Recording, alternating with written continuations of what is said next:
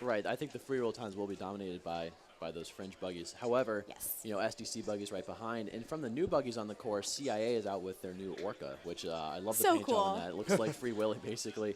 And Orca is actually a step forward for CIA. They recently moved from the frame design with the dropping push bar to the monocoque design. They have a couple iterations on that. And Orca looks pretty good. Looks like we're going to go to the national anthem right now, so we'll go ahead and quit blabbering and let Alexis Floyd take it over.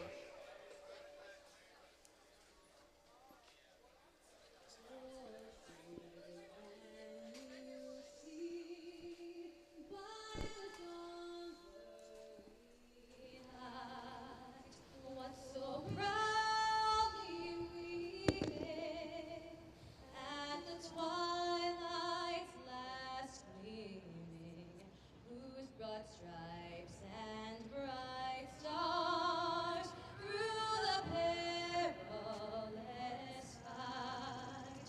O'er the ramparts we watched, who so gallantly streamed, and the rocket's red glare, the bombs bursting in air, gave proof through the night that our flag was still there. Oh, say does that star-spangled banner yet wave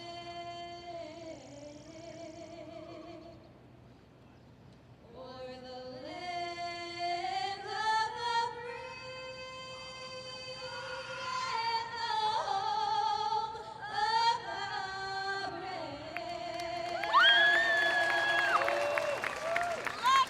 Wonderful job there by Alexis, freshman musical theater major, and all the heats are going to be underway very soon now. What do you guys expect to see in a finish for the women? Do you think SDC has it again? Do you think Fringe takes the top spot this year? Any surprises? I think SDC's got I it. think SDC's got it. The 228 they have on the board already, that's an impressive time. That's Yeah. a very impressive time. And I know they got a lot of people returning. Crystal Ray, that Hill one, the Oh, yeah. monster, looking to be good again. So we're going to start up with some C teams, though. First off, as I mentioned, SDCC, CIAC, and Fringe C going to be coming out of there. Just to give you guys an idea of the roster, SDCC is pushing Rage. Vivian Wong is going to be driving We it. have a countdown here. Looks like we're going to actually get a recap of last year going on in 1 second. So let's go ahead and take a look at this clip. This is the recap. Actually, I think we have the heat starting right now.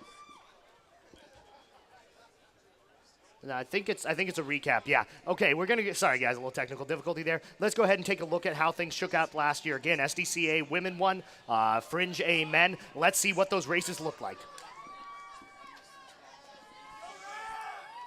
This is actually a heat. Some of the highlights. That like was CIAC. ridiculous.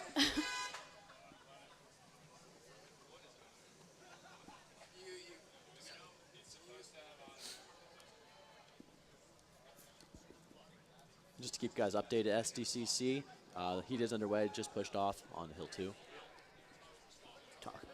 And here, just looking at some of the major highlights from last year. It's like a couple errors there, switching between the races and not. I'm not exactly sure what's going on, but it looks like there's SDCC, and it's that Rage out in front right there, going past the stop sign. And this is just so cool. I mean, Rage is from 1996, and to see it not only rolling, but rolling as C team, not D team, and doing a great job. Yeah, SDC does a great job with their buggies. Getting CIAC there with Quasar. And let's see her take the shoot. All right, here And comes here we SDC are. through the Here's chute. Rage in the shoot, and Very clean. nice, tight line right there. Very clean. Now, Melissa, who is currently SDC's A-team driver in Bain, when she was driving Rage, I think that's when everyone started seeing that she really had a lot of potential to be one of the great drivers on the course.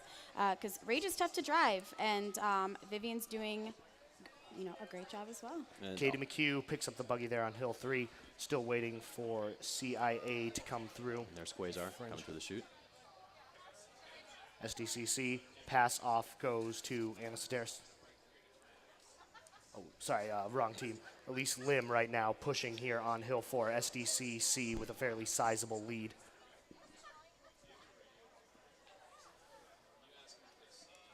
And those reverse buggies, forward trike buggies Standard, with the two wheels in that's the a back. standard. Standard trike buggies with the two wheels in the back. Those are the hardest to drive. And you mentioned the SDC pretty much exclusively rolls on those now, and that's a challenge to drive. It's getting through the chute clean without spinning is difficult with the weight not evenly distributed on those wheels. Yep. Right. Transition now into Hill 5, and that's looking good. She's getting a really strong push right there. It's Sue Weidenbach trying to close it out here for SDCC. And we're gonna have a fast C time for women's here. Yeah, this is a huge lead being put up by them. We'll see if we can get the cameras following some of the other teams trailing behind. We don't have the time yet up on the screen, but that's a pretty nice run for a C team right there by SDCC. Let's see if we can get a look at CIA. Quasar coming through. Quasar being driven by Elizabeth Lee.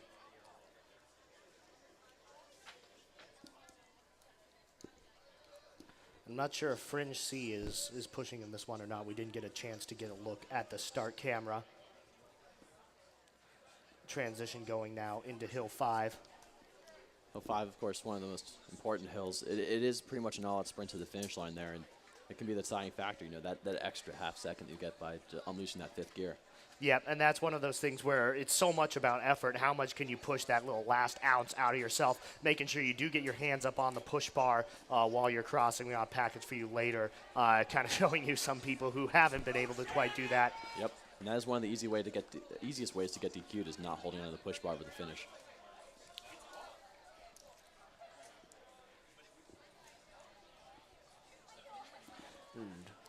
CIAC coming through here, and they cross the finish line. And the first heat of the day is in the books. No times from us yet, but as soon as we can get that information, we will report it to you. Yep. And to clarify earlier, I did think SDC would win this heat, which was very clear. But for the rest of the day, I don't know. And this is the test. You can it's obscured by a sign here. One of the things that we've got going on here is drop tests. And drop tests is one of these things that if you don't know Buggy can be a little bit confusing. But what they do is they actually check the brakes after every race to make sure the brakes weren't disconnected or anything. Cool. All right, so we're going to go ahead and check out a video recapping yesterday's women results and then see a little clip talking about Apex Buggy.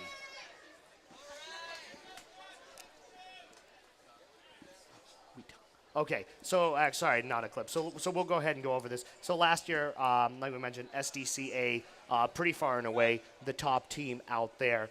For women's. For women, Absolutely. sorry. Yes, exactly. And it's just good buggy, good pusher, good form, good driving. Don't expect to see a ton different, but what about some of the other teams in this field last year? How do you think they'll grow, change, et You know, cetera? SDC and women's were only, our SDC and Fringe women's teams were only about a second apart last year. I think that'll probably hold true this year as well. The women's teams are harder to predict for whatever reason. Each year there's a big disparity between times, and Spirit women will probably do great. I'm excited to see the Pika women as well, and I believe they're rolling Zeus as Pika's women's A team, which is awesome from 2000, and it just keeps coming back as one of the fastest buggies in the course. Right, and actually one team to look out for is Pika A. Their women's team is definitely always competitive. Last year they came in actually third, so it's another team to look out for. Yeah, and it's one of those things where some of these Greek teams can definitely kind of sneak up on you, and you never know, especially, that's why they have the races. You have favorites, but we've seen some crazy things happen on race day. Oh, yeah. Just giving you guys a general idea of who's lining up for Women's Heat 3. We have Spirit A, so we're going to see them, SDC D, and then Apex A. Apex, of course, the freshman-founded brand-new buggy team. All the haters said they couldn't do it, but they're out here on race day. They're rolling using Pioneer's old buggy. It's actually Fringe's. No, sorry, the women are rolling with Fringes. That's Are actually the men rolling with Pioneers. It's Insight, Fringe's old buggy from 03. That's actually their only buggy, and it was donated to them, and they've been using it all year very successfully. And this freshman team has shown a lot of commitment, and they formed together in a dormitory actually off campus, and I think that sense of community kind of built them into this team that they are. Yeah. And they've been really dedicated. And we're going to see, I think everyone's saying one and done. They won't make it out next year. I don't believe it for a second. These No, guys they really, already they have their plans to go. They've started a build, and they want to make it public, which is very cool. They want to share it with the buggy community. Yeah, Right. definitely a different approach, different sort of type of independent, where they're very much sort of a learning culture. Is from what I've understood. I was lucky enough to be an orientation counselor for actually residents, the guys who ended up making these buggies. And it's interesting to see this sort of different type of attitude and really kind of a cool learning environment. Spirit A, interesting to see how they're going to roll in here. Obviously have some great pushers out there. You're going to think that they're going to be able to bring some pretty good speed. And then SDC D, pretty much as D teams go, one of the stronger ones. Just to give you guys an idea of who's going with what, Spirit A has Seraph. Britt Robertson is going to be the driver. Edri Rodriguez is going to be pushing Hill 1. Jessica Lee, Hill 2. Nikem Chikwendu, Hill 3. Alyssa Etnoff, Hill 4. And I hope I say this right, Ciala Graham Haynes is going to be pushing Hill 5. I apologize to everyone. SDCD, you have Diane Kohler on Hill 1. Margaret Kruishka on Hill 2. Jen Fraser, Hill 3. Sarah Carlson, Hill 4. And Colleen Egan on Hill 5. And then finally for Apex A, as we were mentioning, Insight, which was Fringe's buggy that won in 2003. Mallory Hayase going to be in the driver's seat. Adele Grabowski pushing Hill 1. Steph Chung on Hill 2. Gloriana Gonzalez, Hill 3. Megan Cavine, Hill 4. And Hill 5 is listed as unknown on our sheet, so it's a wild card. who knows? That's right. And Bruce Wade might show up out there. One thing we just did here, to go back to the first heat really quick, is that just as we were a bit surprised by that heat, I think Fringe was too. So I'm waiting to hear what happens with that. Teams are lining up. We don't currently have a count on the time. Spirit and Apex's buggies are both out on the course. SDC, who always plays it pretty close to the gun, is still waiting on theirs. Looks like we have about 1 minute left, though, from our intel, our people on the inside. So looks like this should be kicking off pretty quickly. Looking to see what sort of time that Spirit A is able to get. And for Apex, how has Apex been pushing this year thus far? What sort of time are you expecting out of them? I can't maybe make a prediction on their women's team. I don't know too much about that, but they actually have been fast all year. Insight's a good buggy. It rolls well. It won women's in 2003. Exactly. It won women's. Maybe we could have a repeat here. I don't know, but this is a team to look out for. Just because they're new doesn't mean they can be ruled out so easily. And it's great, again, going back to that depth that SDC has. Seeing them prepare this hard for a women's D team, it's impressive. And here comes Avarice. You see SDC doing full prep to the start line, even for the women's D team. This is a professional organization here. No, it's a training organization. They get some of those young people there, and they prep them to go out. This one's going to be underway pretty soon. You see him there dropping Avarice.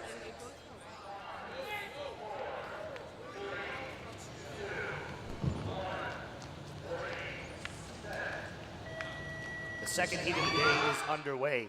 Apex, pretty nice push coming off, but they're all pretty three neck and neck. Let's see if Spirit's able to separate themselves, and they do start to do so here at the beginning of Hill 1. SDC in second and Apex in third. Spirit now about a full buggy length ahead of SDCD, nearing the transition between Hill 1 and Hill 2. Spirit always very fast over the hill, and the transition has been made. The buggy is now in Jessica Lee's hands. Jessica pushing, looking to send it over Hill 2. SDCD, couple buggy legs behind, and the shove has been made pretty far out there from the crosswalk by Spirit, but they're into the free roll. This could get close. Avarice is very fast, as is Seraph. And Seraph has been around, I'm forgetting if it's 94 or 95. It's been around a while, but they take such good care of their buggies and do the wonderful new paint jobs every year, and it's looking great. But they got the fighter plane theme this year. Yep. Fairly close there, but Seraph starting to separate itself a little bit more. And then, wow, Avarice really closing near the right there. Seraph able to pull away a tiny bit. Let's see, we're going into the stop sign here. No time as of yet. Separation being maintained pretty well there. Apex a fair bit behind. But still, this is neck and neck. It's going to be an interesting shoot right there. Avarice keeps threatening to close the gap. And let's see what happens here in the shoot. This is going to depend a lot on their lives. Avarice taking the inside line. Oh, and Avarice Wow. Fishtails a little bit. This is going to be real close going into hill 3 right here. Was that collision there at the end of the chute? I don't know. Let's see how that goes. Oh And my Atlas gosh. has taken the lead over Sarah. This is really close. Sarah right behind. Talk about some amazing driving. This is Absolutely. tight. There we go. Wow. Here it's going to come down to the pushers, neck and neck going into hill 3. Wow, I have Again, not seen a race Joanne this close in a long separating time. herself a fair bit right here in the transition between 3 and 4, and I think this is where Spirit's pushers may separate themselves. Good push in hill 4. That was close right there, but Spirit doing well. Alyssa Etnoff now pushing here up on hill 4. A bit of separation's been made between SDC and Spirit, but that was looking close there for a second. There might have been contact. Just awesome driving. That was a really interesting shoot. And I Spirit can't wait now to see making- the final time. That could be a record-setting D team time. That was real nice from SDCD. Spirit A now on hill 5, looking to close it out here. Don't have info on the times right now on the screen. We'll get that to you as soon as we have it, though.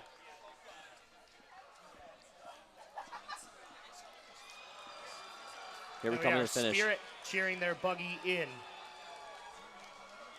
And here we go. Pretty Great. nice run right there by Spirit. Great separation there on the back hill. Let's see SDCD, and it looks like Apex right here has finally made the transition into, we're going to hill 4 now? That's hill There's hill 5. 5 right Hill there. 5 right there, okay. And a great job by that women's team. I mean, this is their first race day. Yeah. They were going up against 2 really nice teams. Great Yes. driving right there by SDCD. Spirit, Wow. obviously, great pushers. And really nice driving by both drivers right there to survive that That was shoot. incredible. Yeah, and SDC taking that aggressive inside line. That was really great. This is why we love race day. Apex coming across. And the freshman team, everyone said who couldn't, has finished. And that's First race. remarkable in itself. Absolutely. First race is a success. Exciting stuff. We're going to get you guys a replay right there of what was going on in the shoot. We'll let you know whenever that's ready. But that was second heat of the day. You can't ask for a lot That's more some than action that. early in the morning. Wow. I was getting excited. And one thing is, if there was incidental contact between drivers, they might issue a reroll depending on who they find at fault or something like that. But In they that might- in that instance, it would wow. be the fault of SDC most likely. That's up to the head judge because she had more visibility on the Spirit driver. 'Cause she was right, from and you saw behind. that right there in the replay. The Spirit driver did have to alter her line into hill 3 there in order to make it. You know, through. that said, that's a race though, and Yes. that's why they're out there. They both took it safely, and they were aggressive, and it worked out for both of them. That was something pretty cool. That might end up on the highlight reel. Some great job by the Spirit driver right there. You see that one little shake getting away from SDCD. You wonder how that's going to affect it. Oh, we're finally getting some FaceTime. What's going on with this? This is great. Probably not. Anyways, let's take a look right now at what's going on with Heat 3. We're going to have Fringe B, CIA B, one more. Yeah, and Sig Ep A. Sig Ep A, this will be exciting. Absolutely. Sig Ep A and Fringe B, I know Jake and I were going back and forth a bit on this, seeing what would happen. Sig Ep A with Sylvia and Barracuda should really do great. Absolutely, and that's an experienced combo. Sylvia has been driving since her freshman year. This is her buggy. She's always been in it. That's right. It's going to be fast. And their women's team is they have their queen. They have 4 women's teams this year. I think we're going to see some depth out of them. Is that a first for Sig Ep? I think it is. I think it is too. I'd have to imagine. And you think they might be able to take the spot for top Greek women's team this year? Or? Ooh, don't you know know. what? I'm gonna vote Pika on that Pika. one. That's my call. But just going back to this heat really quickly, I think that Sig Ep will be first over the hill, but Bisa is beating pretty much every other buggy on the course in terms of its free rolls. Right. So We might actually have another shoot situation here where we have man, I'm two nervous. buggies getting into the chute at the same time, trying to make that tight turn. We have Sig Ep A. I think they're probably going to beat him over the hill. I think so too. And then we're going to have some free roll hijinks. So let's see how Sig Ep is rolling today. And this is the new buggy Heat. Orca also out there for CIA B team. So both of them rolling in this one. But yeah, Bisa just looking real good this year. And Fringe has figured something out because their last 2 years they put together a couple really nice buggies. I do want to point out, though, that CIA's build quality has really gone up in recent years, and Orca is kind of a culmination of that. They've been building every year, which was not something they did in the past. And now you see Orca, it's a great paint job on that. I love that. It's very lighthearted. It's not something you don't see a lot in buggy. Yeah. No, and that's one of the things. You got to love CIA. every time you see them out there, among the best team communities, and Yeah. but they're getting serious too. They're building a lot nicer buggies. Their pushers are looking good. Their times are looking better. They're serious about engineering. You know, Yeah. that they're not taking as much fun as they can have calling something orca and painting it like a whale, which is probably not something I wouldn't have done, and I wish I could have. You know, they focus a lot on bugging. This is what they spend their time doing. Yeah, So it's a you team know, their committed to B having team will fun. be cool to Yeah. see. But out of this, in the end, who do you think it is? Fringe B, SIG-EP A. Oh, I'm going to call it for SIG-EP A. I think their pusher strength is probably going to be unmatched. I'm going to have to agree, but I It's gonna think be that close. Bisa's free roll will. I think we might see some take shoot that. carnage. I I'm don't want calling to it. think about that. It's got to happen sometime. Oh, not with this buggy. Not it not doesn't. something that the teams want to hear. But let's hope we don't have something like last year, which was the year of the spin out or something. I don't know. There were all Well, kinds 2 of years fireworks. ago there were way more, but last year there certainly were. Yeah, and There was some uneasy driving. if you're probably. gonna see the craziness and the mistakes, it's probably going to be in these first few heats of the day. It's the drivers are nervous, everyone's nervous. It's race day. You know, Yeah. your Yeah. nerves are on end. And what role in this do you think the road conditions do play? Obviously, that's been a big story. You know, Yeah. It's pretty rocky out there. Is that contributing to it, or is that just more of sort of a mental thing? No, it really does contribute to it. The good thing is that once you've had a lot of practice, you know, these drivers have done really well, and they've been out on the course, especially all three of these drivers.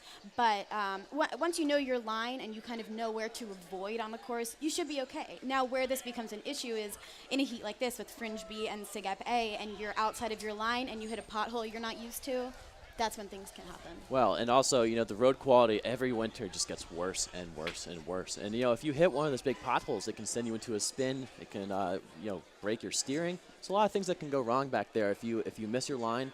You know, these drivers do know where they're going. They know the potholes. They know this road like the back of their hand. But if you get forced outside or something like that by a different buggy, you can end up in some trouble. And we might see that. And the quality of the pavement could really make or break teams on the back hills because there's so much that's bad on the back hills. Oh, they're I don't even awful. think there's one good line back there. No. So that could, if teams are neck and neck and you get stuck in a big hole, that could be it. Yeah. And, you know, one thing I've always wondered is if they ever do get around to repaving these roads, which, you know, they did repave Hill 1, Hill 2 not too long ago. One way to our race here, I think we might actually see some record times coming out of that. I was going to say, if the teams are putting up the times they have the past couple years with these roads, that could be pretty spectacular. It'll be interesting to see really today, as there is. It's not as dire as last year, but there's a fair chance that we won't be having a second day. Now teams are taking that into consideration. And even if we do have a second day tomorrow, the times may be worse because it's meant to be kind of, you know, it might be some Might be rain, chilly. That's Yeah. right. cold. We'll see. All the buggies right now are on the track. Just to give you guys an idea, Barracuda rolling for SIG-EP A.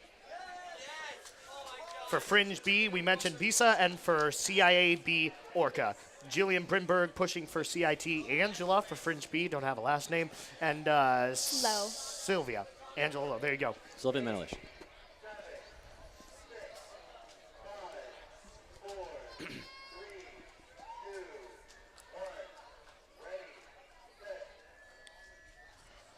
And here we go, and this should be an exciting one right there.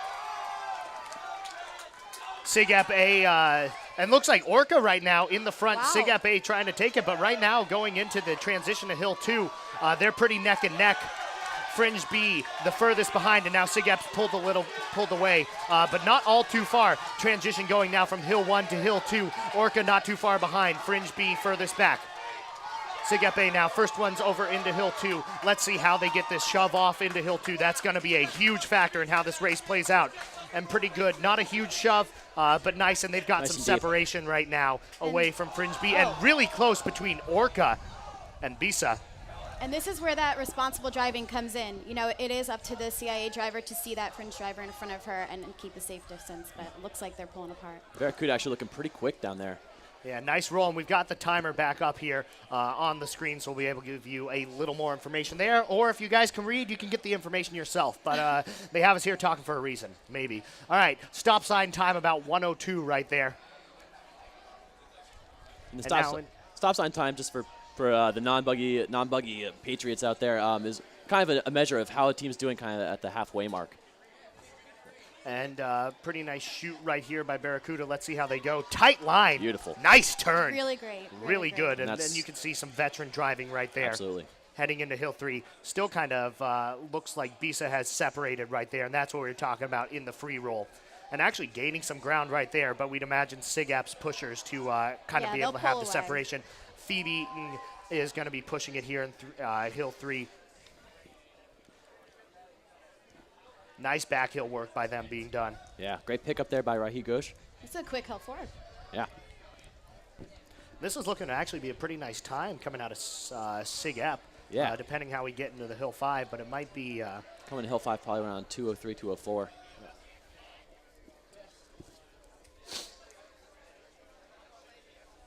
fair bit of separation between them and everyone else as we go into the final transition between 4 and 5. Lisa Rising going to be closing it out here for SIGEP, and then Fringe trailing behind, CIA behind them. ABB looking to finish sort of how we thought it might have. And let's see what this Hill 5 time is, 'cause this is probably going to be looking like it's going to be a second day team. Absolutely. But This that is a very positioning is competitive going to time. be key. Rolling in right now, 236, 237, 238, and crossing at about 240. Nice job right there by SIGEP A. Let's see how Fringe B comes in. They're possible for day 2 as well, but we got to see how they're able to close out here. We got them at 251, going to finish at about a 256 right there, and then CIAB coming through.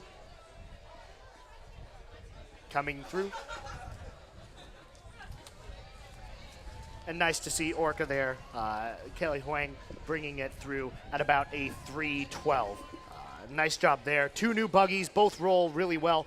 Not quite as many fireworks as we were expecting right there. SIGEP A came out. They did what they needed to do. Absolutely. Getting themselves in position to do something tomorrow. Hopefully shave a few seconds off that time if they really want to be it's sort really of great top fun 5. hills, yeah. But really nice pushing right there, and good job getting up over Hill 2 right there. Really separated And with just the Hill for 2 reference, push. we said that was like a 240. Was it Yeah. something like that. So last year, SDCA won with a 234. Fringe A came in second with a 235. And those are definitely not the fastest women's times we've seen. Yeah. So we'll, I we'll think see it what was SDCA it was brings. a little more than a 240, but not bad at all by SIGEP, and Oh, no. they definitely want to have a second day, another chance to really be able to. That should Shave get a few them to day seconds. 2. Yeah. I That's would a great I would time. be surprised if they weren't. If we could get clips of all the other times that we have thus far, it'd be interesting to see how they placed for the day. But that looked to be the best women's roll we've seen just far. Probably You see SIGEP passing their drop test here. Fringe A maybe might have. We'll have to see. Just to give you guys an idea, we're going to Heat 4 next. Giving you an idea who's going in there. We have Pika A, Delta Force A, so a brand new team, and then SIGEP B. Interesting to see what the separation is between the A and the B teams coming out there. Yeah. Delta Force, their first year. Yeah, and they're rolling an old KDR buggy, Perrin. Great buggy. Yeah, it is, and it's that was built in 2006, I believe, for Sarah Suhan, who ended up driving for Fringe. So this buggy has it has its fair share of history. Yeah, and it's a smooth rolling buggy. It's looked good all year. And Delta Force is actually a collaboration between 5 minutes. 5 next minutes. heat. Collaboration between 2 Greek teams, Delta Tau Delta and Tri Delta, a sorority. So this is going to be a really interesting. It's really rare to see a combination between 2 Greek teams. I'm excited to see how this turns out. It's been a challenge in years past. I think it was 2 years ago that we had Kappa and ZBT. Yeah. And that team, they kind of never bonded as a team. So I don't know too much about how Delta Force is doing as a team, but it seems like they've been rolling really well, and that's indicative of And a lot. they have been showing up to all the roles, which let me Right. tell you takes an incredible amount of manpower and planning. So hopefully they'll do something good here on the race day.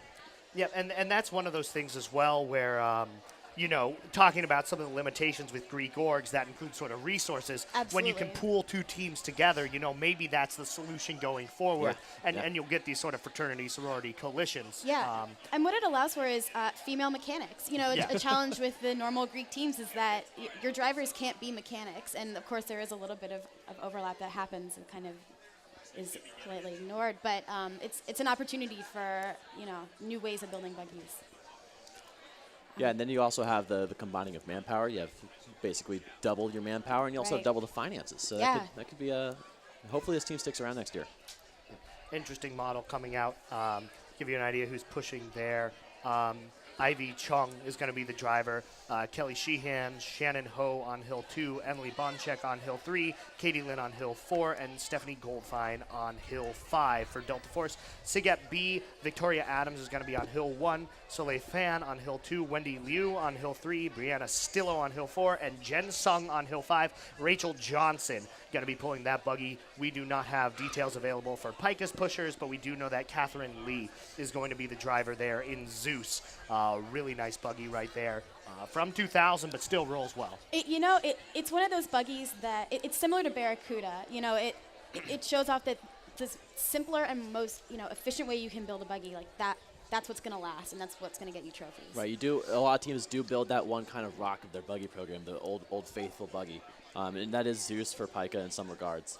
You have seen some of the more recent buggies like Chimera kind of be the workhorse, but Zeus I think it's been out a lot of years recently. Yeah, it has, and it comes and goes. And Catherine is a great driver. I guess she's rolling C team for men's, and she's very dedicated. She's smart. She focuses, and I think this will be a really great women's time. Yeah. Oh, sorry. Go ahead. I also want to point out SIGEP B. You have Rachel and Peregrine. This is Rachel Johnson is also a very experienced driver. Peregrine's been out for I think 3 years now. Is it 3 years? Yeah, that sounds right. That's I should know, right? I built that one. But yes, 2010. That's right. Yep. And so in this one, I think Pika A probably consensus gonna finish it. Yes. And she's a great driver. She should, not to jinx her, but I think she'll be great through the chute, and we'll keep her line and do really great on the back hills. Probably no issues over the hill for Pika as well. No. It'll be interesting to see, though, how SIGEP B times, if nothing else, to see what's the separation between their A team and their B team. They are fielding, bigger squad than they really ever have in terms of women. Is there parity there? Is there just more interest? How does that work out? I think there's more interest. I mean, SIGEP is a big house, and that can tend to mean you can get more people involved, even if they're, outside people pushing for you. I don't predict a very fast time for SIGEP B. But the fact that they're building the program and adding more teams means that we'll see faster times in the coming years. Right. I think Pika A is going to be hard to contend with in this heat, but SIGEP B is SIGEP B might be a good time. It's hard to say. I don't know much about their pusher depth in the women's regime, but they do have 4 teams out this year. Yeah. We have 1 minute left till this race is underway. So far, no buggies out, I think. Yeah, no, none of the teams. So I guess they're all going for a late drop. Keep it interesting. Yeah. Pika A, how do you expect them to contend to be working in second day? I would put them at 3rd place, maybe going into second day. Top Greek team behind SDCA and Fringe A. I don't know. What do you think, Jake? I think it's going to be close between SIGEP A just put a really good time. Pika A is going to be right up there with them. I think that might be our top 4. Yeah, absolutely. I can't tell you. I can't predict the order between Although 1, 2, and 3, and 4. SDCB also a great team. They could take 1 and 2 with their A and B teams. They have a lot of depth. See, now the buggies are all on the course. 8, 7, 6, 5, 4, 3, 2, 1. Ready, set. And they're off here.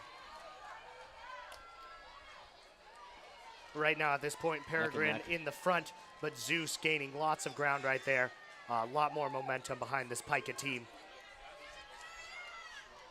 And this is sort of the point about halfway uphill one where you can really see who's going to separate and who isn't. Delta Force staying pretty close, though, to SIGEP B. Yep. Pika finally makes the transition here into Hill 2. Not their best transition. SIGEP B and Delta Force now neck and neck. See how they go into Hill 2. Don't exactly have an image on that here. And there's the push. Nice shove right there. Smooth line, pretty far down. And this is going to be another close one right here between Delta Force and SIGEP. And again, it's coming down to how can you drive through the chute, That's right. Who can take the better lines, and what happens when you're knocked off your line. And Zeus, pretty good fair ahead. Ooh, little wobble right there by Peregrine. Right, Hard remember, to tell. these drivers have very low peripheral vision. They don't know who's next to them. We're going to need a replay on that one. That's true. And at this time of morning, this did happen to me driving once. All you kind of see is a shadow next to you, and you have to just guess how far away you are. So And that sun's good driving intense, by yeah. them. Interested to see if that really was a collision. Zeus right there past the stop sign and really pretty close right there. All three buggies. Aaron. Delta Force is very Yeah, close. and Delta Force. Let's see how they're going. Wow, they're my taking gosh. an inside line Oh, against whoa, we Zeus, got a and collision. we got a collision here. This is going to be interesting. Perrin has taken the lead for now, but I wonder if we're going to get a re-roll on this one. I My might see a guess is three-way Zeus reroll. could not see, Catherine could not see her. That's Tight a tough line angle. being taken right there by Perrin. A little bit of fishtailing there in the middle. She's smart. She took it wide. Still now pretty Sigep good and right Pika. now. Sigep Wow. and Pika Is really that close. collision? You wonder if Zeus just lost a lot of momentum. From that now we collision, go into yeah. the back hills. Emily Bonchek taking it for Delta Force. Sigep right behind him. And now you see Pika essentially come to a stop at the bottom of 3. Yeah, and that's one of those things where, you know, the smallest bit of contact just kills your momentum. Or she she could have maybe tapped the brakes out of when you get hit. It's a very natural response. That's that's smart. Lost driving. visuals right there, but we're transitioning now from 3 to 4. Lead being maintained by Delta Force A. Sigep beat right on their tail though. Yeah, this is going to be an interesting finish right here, and it's just about how Hill 4 and 5 can really push out that last bit of effort as Sigep B and Peregrine are gaining on them, but can they pass? They're going to have to take a bit of a wider line, so let's see how this goes as they're going to Wow. be neck and neck into the transition for 4 and 5. This is going to be a tight finish. Stephanie Goldfein and Jen Sung really battling it out. Who can get across the finish line first? Delta Force in front. They're trying to keep in front of the other buggy. They're trying to make sure Peregrine is not able to push, and it looks like Perrin and Delta Force is able to finish in first, but there's still a little bit left before we get to that finish line.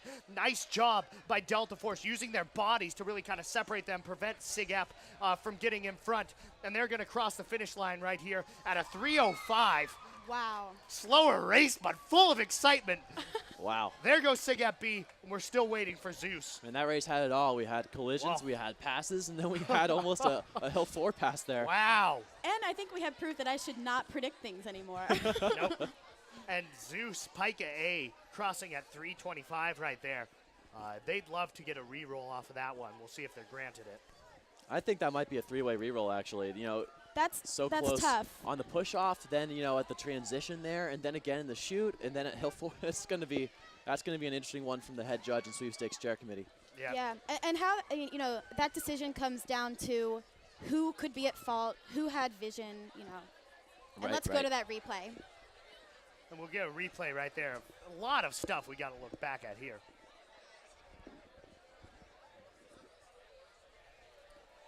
Here's the collision near the transition flag. Oop.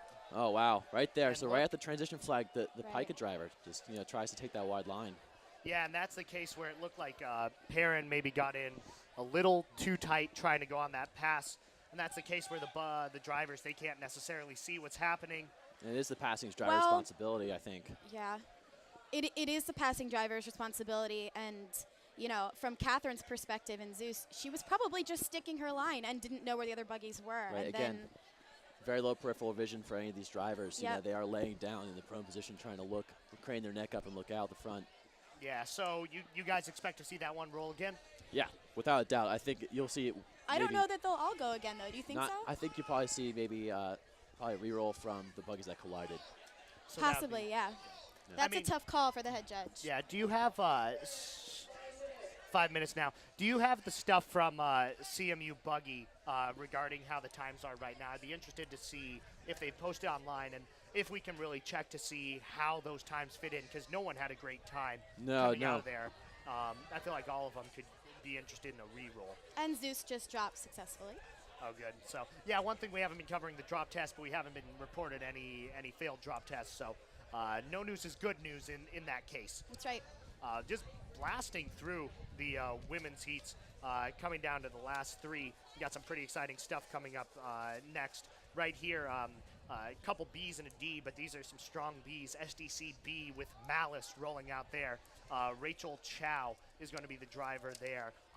Strong team, always look good. CIA D with Firebird there in lane 2, and then Spirit B with Zook. Not going to try and say that whole name. I've already embarrassed myself, for the past hour and a half on this big jumbotron. Right. Don't want to do it anymore. What do you expect to see out of here, SDCB? I'd assume. I Yeah. should probably stop predicting, but I would still say SDCB. I think that's a safe call. Yeah, and Malice was just unseated by Bane as A team. Now, Malice really had its heyday when Michelle Mirabella drove it. She set several course records, really one of the best drivers we've seen in the past at least 5 years. Kayla, though, driving for Spirit, she is, I mean, she seems like a leader on their team. She's been around, she's engaged in the whole Buggy community, and she has a really good head on her shoulders. She will be a fierce competitor. Yeah, and this this race, SDCB, I think is probably clear. I'm just going to say they're the favorite ahead of time. We'll see if we've been proven wrong here in the last few times. What kind of fireworks we'll run into this time is unclear, but Malice really was one of those buggies that when it entered the course really changed the game. Yeah. It was well built, fast. Yeah, it was just incredible. The sound it made when it rolled was also just something completely new. Yeah, it's a loud buggy, surprisingly. With some of these buggies that are really fast, if you look at Bonsai and Bisa, for example, from Fringe, they're silent.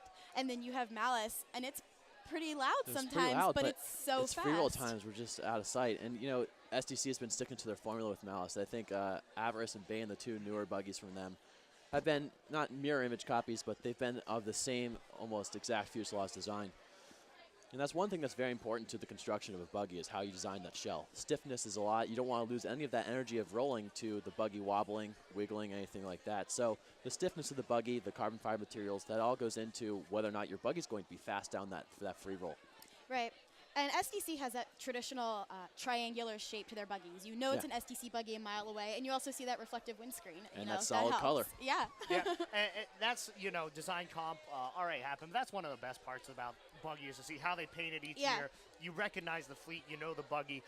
We didn't quite have 2 minutes. We didn't quite have it this year, but I want to have a segment, Guess That Buggy, and you guess a buggy from back in the day. It's interesting to see how they've grown and evolved. Yes. But and really the teams are now rolling fleets and how that's kind of changed in a lot of these teams. You look at CIA, they are building a buggy every year. Fringe 2 new in 2 years. And the way things have progressed and the money that's really going into these programs to allow them to innovate so much. Yeah. And when you get that iterative every year, we're going to improve one thing kind of design process, you can end up with a great product.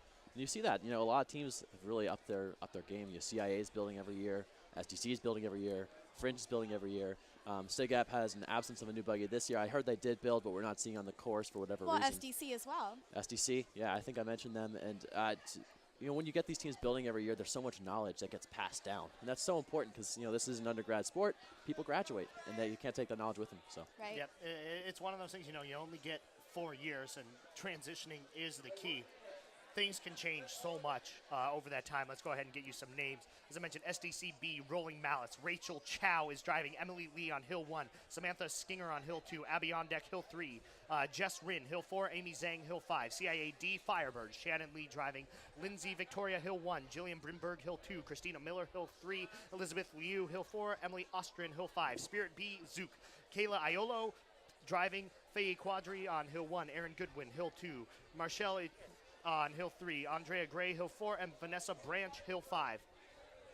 CIA and Spirit already out on the course, and here comes SDCB.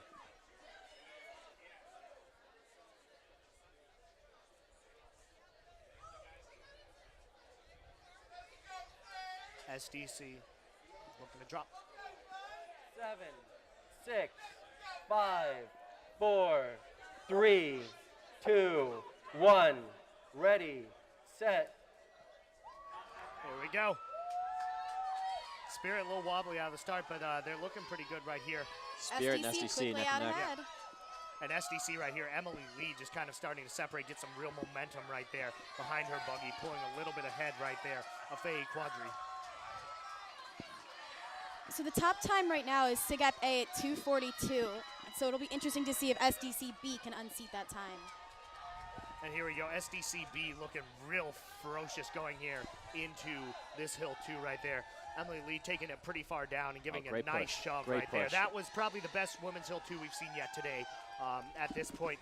And they've separated themselves quite a bit from Spirit. Let's see how Malice, and like we've said, this is an A-team buggy, and it's looking like it right now going into the chute. And you see it pick up that speed down that hill, just relentless amount of speed. Going to be a very nice stop sign time, and this looks like this might be the top time of the day thus far when all is said and done. Oh, wow. Getting to that stop sign about 101, 102. just way ahead of Spirit B. Not quite sure where CIA fits in this picture as well. We said this one, we thought it would be SDCB, but I don't know if we thought they'd have this much separation.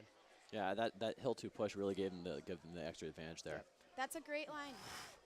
Whoa. Ooh, a little bit of a slide. Little slide right there. It's Looked a like it was slide. going to be a great line. Maybe a little wobbly right there. Yeah, But they, Bad you luck know, right now for them. My at God. this point, though, they're looking to have a day 2 time as Abby on deck takes over on hill 3 right here. A minute 30 going into that hill 3 time, and just in the back of your picture right there, we see Spirit coming into frame. Transition right now going to Jess Rin on hill 4.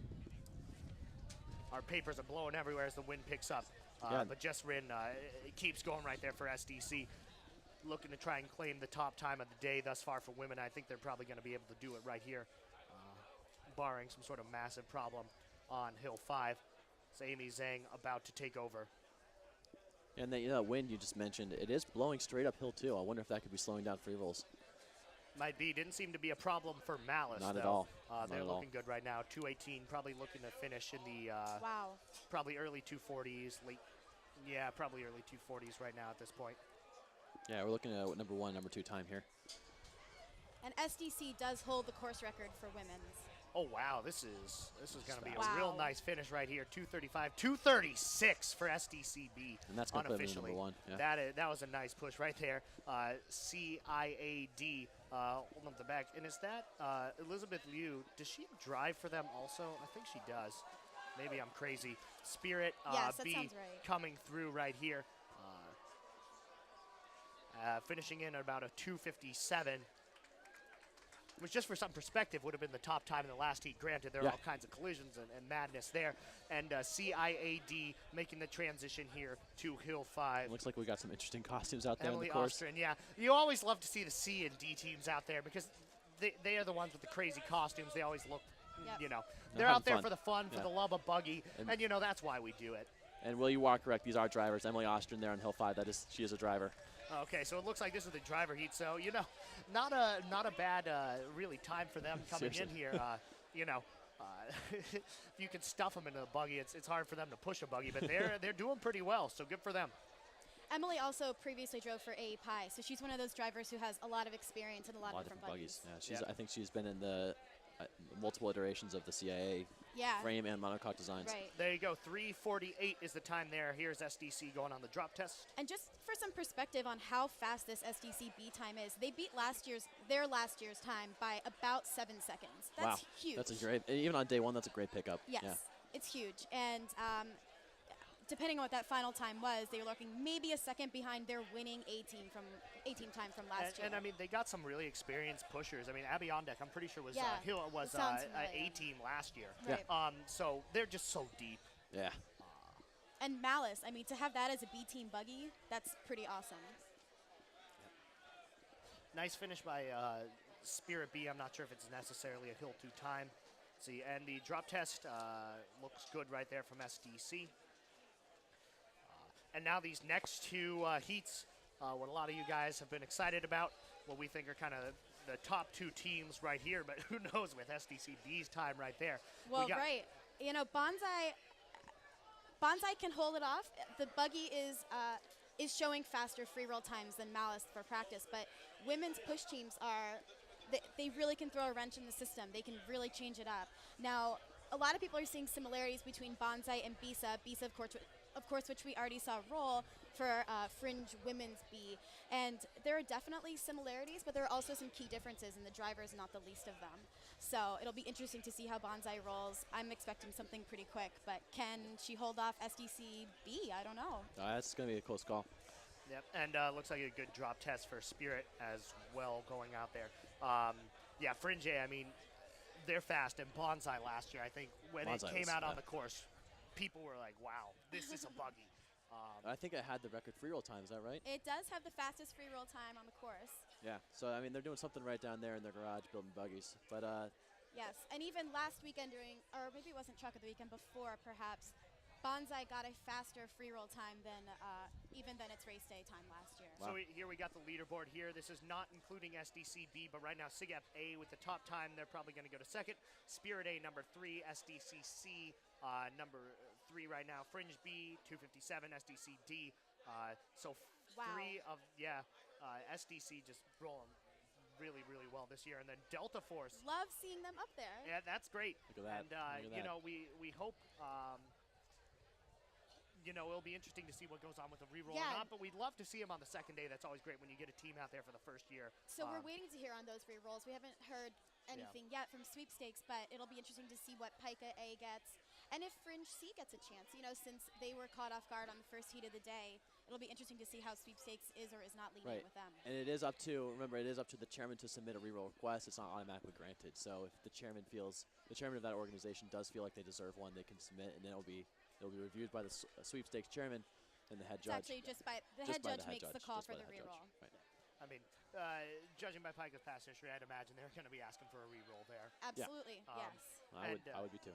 Yeah, looking at this heat right here, we have Fringe A rolling with Bonsai, SIGEP C with Mamba, and in lane 3, we're going to have SAEA with Rubicon, also known as Ruby. Ruby, and Ruby. it's so exciting to see what they've done to this buggy. I mean, Yeah. Rubicon is one of those buggies. It came out, I guess 1999 it was built, and ran on these huge pneumatics and was Huge wheels. just gigantic. And it was one of those buggies that when I was chair, I loved to look at because it's very clean inside. Very It's like different, very yeah. well put together. And, also the driver has a lot of energy. She's a huge component of that team, Lauren Millicents. Yeah, but they just recently finished a refurbish of that buggy this year with Rubicon version 2.0. So Yep. they switched up the complete geometry. They moved away from those big pneumatic wheels. They're now rolling on the small Zooter type wheels. It's And Zooter on a for- reverse trike. on a reverse strike. They changed the geometry. That's a change you just don't make. And it's they did it and they're doing it well, so it'll be great to see how it rolls. Haven't seen fast times from it yet, but consistent times. All right, so let's go ahead and run down the lineups for you. Fringe A, Bonsai. Becky Petterkin is going to be the driver. Lydia Utkin going to be pushing Hill 1. Faith Clayton, Hill 2. Carissa Williams, Hill 3. Emma Williams, Hill 4. And Sarah Hummel, Hill 5. SIGEP C with Mamba. Meredith O'Hear is going to be pushing Hill 1. Redima Argawal pushing Hill 2. Sarah Johnson, Hill 3. Paige Davidson, Hill 4. And Hannah Pollock, Hill 5. And then finally SAEA. Lauren Millicents is going to be the driver there in Ruby. And Mia Skinner, Hill 1. Julianne Body, Hill 2. Melissa Sidran, Hill 3. Amithra, I'm not saying that last name, Hill 4. And Karina, I'm not saying that last name either, Hill 5. I apologize to everyone. Please give me a pronunciation guide next year. All right, that so we would have be great. SAE and Fringe A out on the course. 1 minute left to go. Still waiting for Mamba. And can you talk to Mamba a little bit? I mean, it's the newest buggy of the SIGEP fleet, right? Right. So Mamba, I can tell you that looking at SIGEP buggy, they have two very similar buggies, Barracuda and Peregrine. They're actually Right. almost copies, and they have an older steering design. And you see that Mamba is their first foray into one, a new shell design with a new mold, and two, new steering design using something called Ackerman steering, which is how car steer as opposed to like a wagon where you just have the whole axle move. So it was an experiment for them, and I think we're going to see more successful buggies from them in the future. I know they did build this year, and we're not seeing that buggy in the course, and we expect to see it next year. Buggy should be rolling pretty soon. Mamba now on the course. 9, 8, 7, 6, 5, 4, 3, 2, 1. And they're off here. It's interesting to see with some doubts for day 2 how hard does Fringe A push themselves. And Lydia Utkin in the Hill 1 position looking to be pushing herself pretty far hard. Definitely some separation between her and the next couple buggies. And she'll be pushing off to Faith Clayton. Faith is the push captain for Fringe, and she has shown, I mean, she's faster than most guys on this course. And you can see that right here. Ton of separation. Let's see how this Hill 2 push is. SDCB had a great one, and Fringe A looking to have a pretty good one too right there. Great push off in the hill too, and that's so critical for a fast free roll. Yep, and Bonsai will take full advantage of that. Mamba and Rubicon a little ways behind right there, and Bonsai just cruising right there. in And the Becky free is one roll. of those drivers who can drive anything. I think she's been in 5 different buggies over the course of her Fringe driving experience, and in every one she's proven to be the best. Right, and you know this time I think is going to be right up there. SDCB now in the leader spot with 237.3. About a second faster at the stop sign than SDCB. Hard to tell. It's going to be interesting be to close. see. SDC had that little wiggle in the chute right there. That could really be the difference in this. Yeah, coming in the chute here. Let's see what kind of line she takes. Wow, that was Ooh. very clean. That was. Oh! Wow! And Bonsai hits the hay bale. And we have a crash. What happened there? It looks like maybe her steering locked up. She came into the chute real nice early, and then all of a sudden just didn't complete the turn. I think something must have gone wrong inside. Unbelievable stuff right there. Stop those buggies. And Whoa, wow, whoa. we got a spin out right there as well. It looks And like we may need to stop things, and then in an attempt to correct Mamba. Oh, Wow. right up against the curb. All That's going to three be bad. buggies stopped right here, and this is something.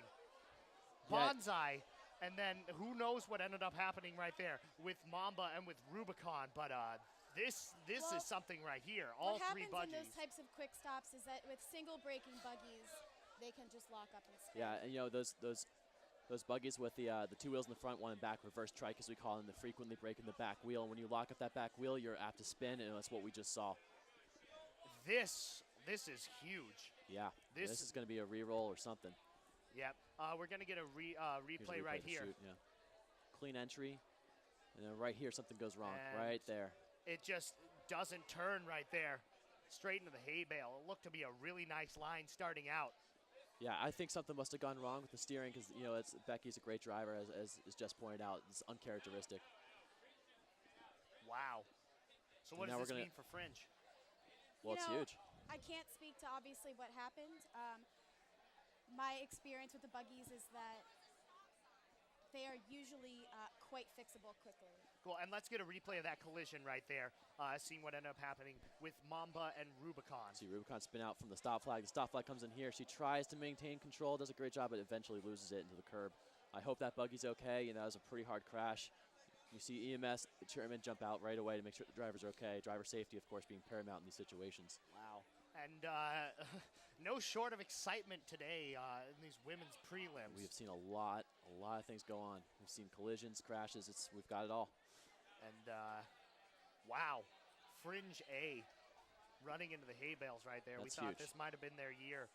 Yeah, they had what looked like was going to be a lead over SDCA coming in, or sorry, SDCB. You know, a lot of teams on race day, as experienced as you can be, new things happen with wheels.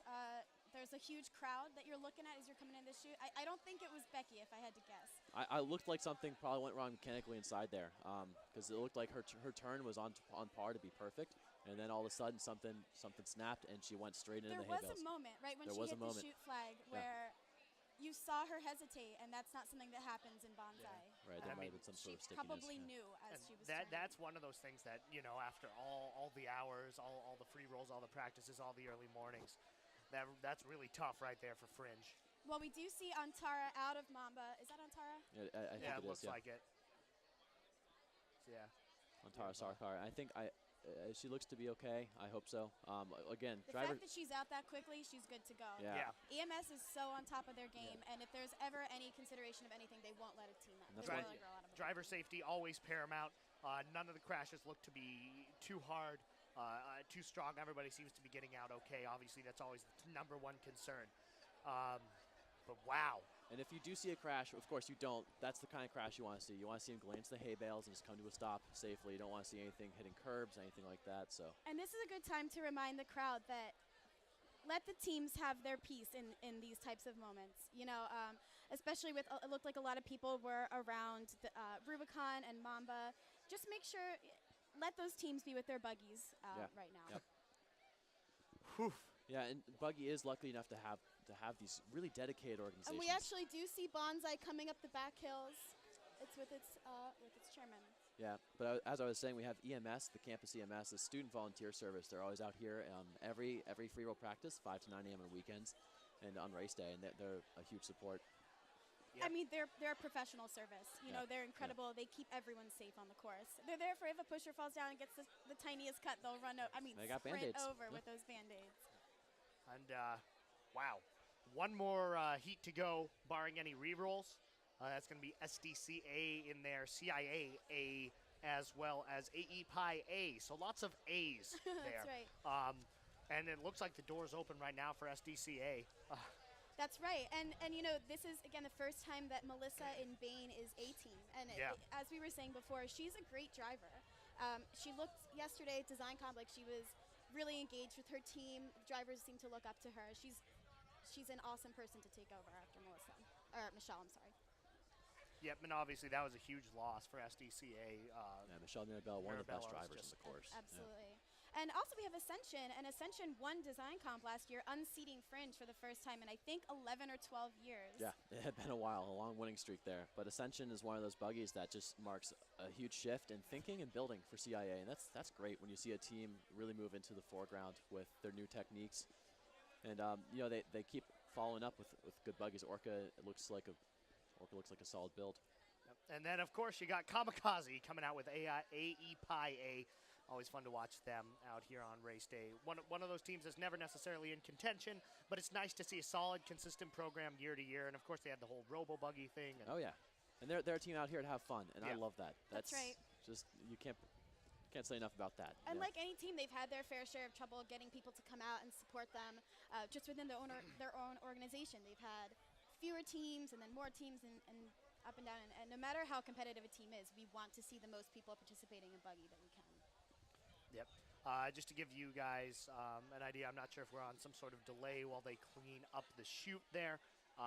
Also, not sure right now. We haven't heard from Sweepstakes whether there will be any re-rolls or not. Otherwise, this would be the final women's heat of the day and possibly of the weekend. Again, rain threatening tomorrow. Everybody's fingers crossed. It looks like it might rain a little bit tonight and then kind of take a pause till the afternoon tomorrow. It's about getting the course dry. Hopefully we can sneak into that window of dryness. And I know it did rain on truck weekend, which is kind of like mini race day practice last weekend. And what they did actually is they got here with leaf blowers, and they tried to dry the course, and ended up being pretty successful. So hopefully we'll see if there is water on the course and it's not raining, that will happen, I hope. And we get an image right there of Bonsai being carried back to the I think Fringe sprinted truck. back might be the better term. They were going fast right there. And well, this is the time when the mechanics have to assess what happened. And, you know, that's a great team of mechanics, and they'll probably figure it out quickly. And it'll be in these next 30 seconds in that truck that they'll know if it's going to roll again. Right, and that's a nightmare for mechanics. You know, the first roll of the day for your buggy, and it gets in a crash. And you have a whole weekend left to go of races. Yeah, and how does that affect Fringe A? Well, what happens I mean, on men's is, team. I'm sorry. Fringe A men's. Absolutely. I can't speak today. Well, that's actually where the sort of the pusher alternates come in as well. So what happens is you kind of shift around your pushers, and your B team essentially is your A team. But it's not the same. You know, that's not what you prepped for. That is a good buggy right there, and it's a shame to see it not finishing there.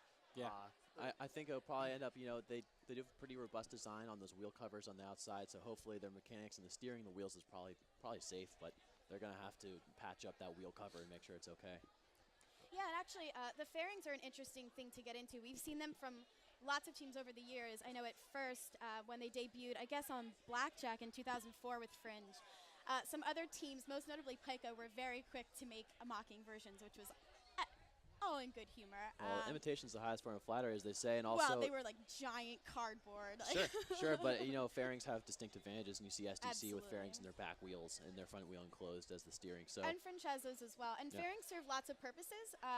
You know, in that case, it probably did do a lot of protection. You could make arguments about heat and aerodynamics and all that. Absolutely. Yeah. And wheel secrecy. treatment. And secrecy. That might have been one of the reasons they sprinted that buggy back into their truck, actually. If you did have exposed wheel parts, you don't want the masses seeing those. Right. Right. And for those in the crowd who are not typical buggy watchers, secrecy is something that's really big, and more teams, you know, are staggeringly secretive, and some more so than others. Fringe and SDC being very notable secretive Absolutely. organizations. SDC, they're impenetrable. Yeah. You know, as long as we've been around, I think most of our knowledge is still like, well, I heard The SDC. speculations at best. Yeah. Did you hear? Yeah. Did And- you hear? and No one heard. No, Pika no one also knows. notorious for secrecy, you know, Yes. preventing pictures being taken at free rolls, things like that. Having incredibly secret, you know, not showing anyone the inside of the buggy. So if the Right. driver gets in and out on the course, they have tarps up, everything Yeah. like that, people blocking your view. And part of that has to do with, you know, these steering components. If you see inside steering, you can get some really great ideas from another team and possibly copy those in your next design. And Right. also the wheels. And that's something that, you know, we haven't talked much about yet today, but the wheels are such a critical part of Buggy. It's kind of the last factor of what's going to give you that extra edge, that extra Right. second or two off your free roll. And a lot of these teams have, you know, wheel formulas they're not going to share with anyone, and a secret provider who lives somewhere and who knows where. Not Earth, so just definitely not Pennsylvania, so don't look around there. And more so than just what the wheels are made out of, it's how you prepare them, how even you clean them. I mean, it's everything. Right. And the colors are just a fun part of the game, at least for me. And you Keeps know, people guessing. that's Yep. yeah, it keeps people guessing. And you know, sometimes the colors you're seeing are not the color of the wheel. Right. So And that's one of those things where, as somewhat of a Buggy outsider, I'm just a person who talks. I follow the sport a bit. But it's amazing how much work and thought and design goes into every single element Yeah. of the Buggy. Absolutely. And really amazing, you know, you come down to these 2-3 minute races today, and it's tragic when you see something like what just happened with Fringe, or, you know, it's incredible when you see these teams kind of overcome and win by a second or two, Yeah. because so much engineering, so much thought, so much practice goes into, you know, these couple minutes. And it's one of the reasons that makes this such a great sport. And Yeah. it's the perfect CMU tradition, you know. None of it makes sense. That's right. Which is why it works for us. You That's know? Well, right. you get engineers who get to get obsessive and completely way too into something. You have pusher athletes who you can recruit into this. It's all aspects of student life get put into one sport here. And you're right, Yeah. it is tragic because all this attention and detail and hard work comes down to that 2 minutes. And if something goes wrong, that's it.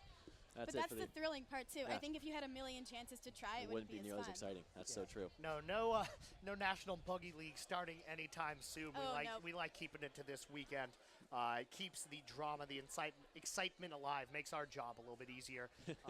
Absolutely. And something I always said when I was chairman was I would hope that no one would realize how insane it was what we're doing. You know, I had this vision of myself waiting at the top of the hill with a coffee and a clipboard, and all of a sudden everyone would realize that we're a little bit nuts and just not show up. But Well, I mean, I everyone's think still nuts, so it's okay. I think that what makes CMU what it is that everybody is a little bit nuts. That's right. But you know, we do love it here. SDCA. I mean, I guess at this point it kind of looks like it's theirs really for the taking. Can they beat their B team? Well, yeah, I was gonna say, you know, can they beat their B team? B team put up Two a threes. great time. I'm going to say I think they can. Yeah, I mean, obviously, just some great pushers, some really experienced people right here out there. Been pushing for a few years for them. Let's get 3 minutes. We're going to show you a quick video clip. 1 second.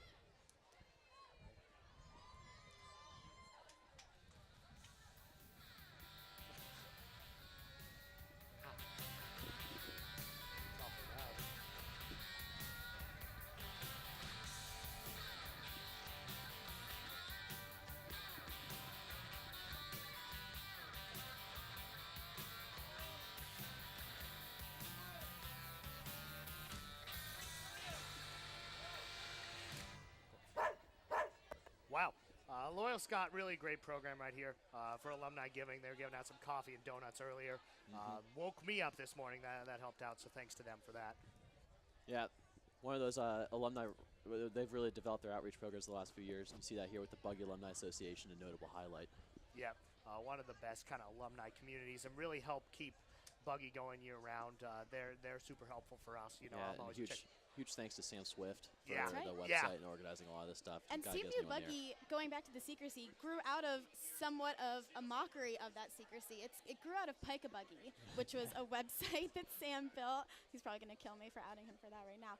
But and it was just to show pictures of buggies that would not usually be photographed, and then it turned into something really positive for the entire Buggy community. on Yep, seeing the and Buggy. it's interesting, especially we talked about Apex a little bit, how much that community and you know, even Reached just out seeing to their them, chair, Connor Haynes, you know, posting there, asking for feedback, getting Yes, stuff. And exactly. It's really cool. I'm all about social media, and I think it's really helped kind of this community evolve and grow. And And for those of you who are interested, the address is cmubuggy.org, and you can actually Check do it out, and you can live, see the times. like live race day scores in there. You can get that on your smartphone. yeah, you know, we once had an Ask the Broadcaster feature on there. Most of the questions weren't appropriate for the for the airwaves, so we took that out. Yeah.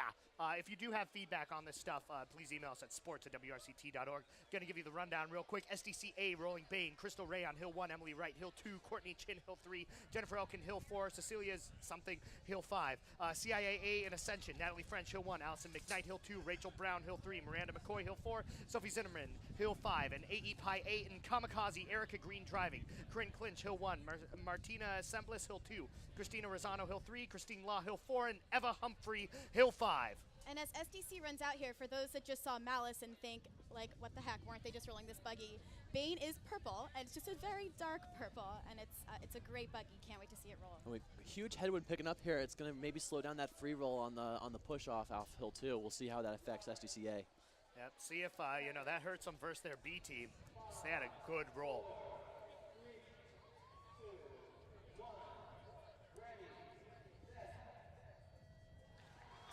And they're off here. Crystal Ray, absolute beast on Veteran Hill 1. pusher. Her 4th year doing this here. And she's already out ahead, just 2 pushes in. Crystal Ray, just one of those veteran pushers, year to year, always strong. And let's see, a lot of it's going to be on Emily Wright. B team had a great push into Hill 2. See how they... CIAA, not These girls are no pros. slouch. Yep, and 3 A teams here. Emily Wright here. Really Real nice deep push. Wow, really deep, and that's looking to be a pretty good line right there. They separated a bit from Bane Ascension. is far and away. Yep, but pretty good up into Hill 2 right there for Ascension. Give them credit.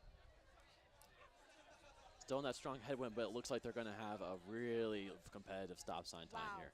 It's Yep. flying. It is Flying. flying. Bane is just blasting through there right now. See how they get to the stop sign. See if they can get sub 1 minute here. Yep, their B team was at 101 about at the stop They're sign. looking to be, oh yeah, 59, 59. 1 minute. Wow. So very nice line by them right there. If they can And keep that's it through about the where shoot, we were they seeing probably got it. Bonsai's Yeah. as it was coming to this part of the course. Let's see if they survive through the shoot. It is after the hard. madness last time. As I mentioned, these forward bikes with the 2 wheels in the back, they are less stable in the shoot, but it hasn't been Bit a of a problem late for turn SDC. from Melissa. Yeah. that was beautiful. But That was a great- really So nice great. line Great being shoot. taken right there. And this is She's a looking to be pro. a pretty good time right here as the transition goes into Hill 3 with Courtney Great Chin. rollout. Wow. Wow, look at that into Hill 3. Ton It's of just- momentum right there. It'll just take itself down to Hill 5. Courtney Chin, another experienced pusher right here for this SDC team. Looking to separate here. Ascension looking to just come up into Hill 3 as the transition goes for CIA to Jennifer Elkin in Hill 4. Bright green shoes. Great Hill 4 pushing technique, though. You see what's called the push off and catch up.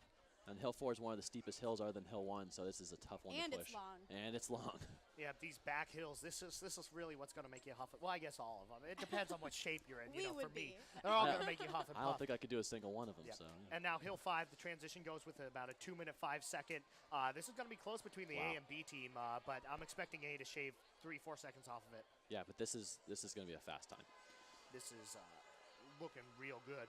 Just a reminder to stay clear of the course after Hill 5 and let those What's the trucks record, come Will? through. Is it 228? I think that was what they said a couple years back. 226, I think. We 226. Well, this one is looking to be a 230. Very nice Wow. right there by Wow. Bade.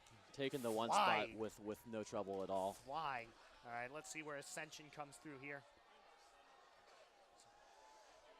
Ascension coming up back hills. They're on Hill 5 right there, and looking to be a pretty nice time, really. This could be a day 2 time Yeah. the way things are looking, coming through at 252. Wow, that's going to move them in right. SDCC also has a 252.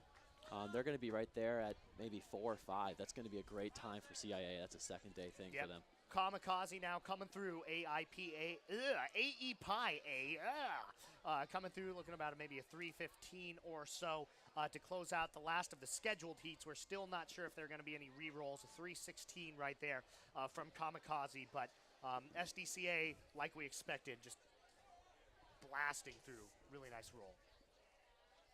And now they're going to drop. Yep. Yeah, and so about 7 seconds ahead for Wow. SDCA to SDCB, and just And this speaks to that nice weather, too. This is really one of those moments where you're seeing fast times with the yep. And yeah, looking there, depending on how those milliseconds go, SDCC or CIAA gonna kind of flip flop with one another. And no word yet on any re-rolls. If Pike A does get the reroll out, how do you think they'll do? I'm not sure where they'll sit in there. I'm not either. I mean, I think I wouldn't put them top 3 the way Not these at- top no. 3 times have looked, but They 4 might be a through second 6. team. Yeah. They might be Maybe. bumping someone out. And, they did have that collision. It slowed with him Delta down, but it Force. was not the determining factor of the It speed wasn't, of the and game. I wonder how many rerolls we're going to get out of that. I think probably Delta Force and Pike are both going to get rerolls. I would imagine. I don't know if they'll both get rerolls. It's a tough call. The head judge, of course, has the final say on that. I think we're going to see rerolls out of the Fringe A crash. Remember, both those buggies were given the stop flag and they spun out. So those will probably be a reroll heat. We'll probably see those too. So probably 2 sets of re-rolls is what we'd imagine. We're going to take a real quick break here while we try and get some information on that. Roll a package for you real quick, some video. Maybe we're not.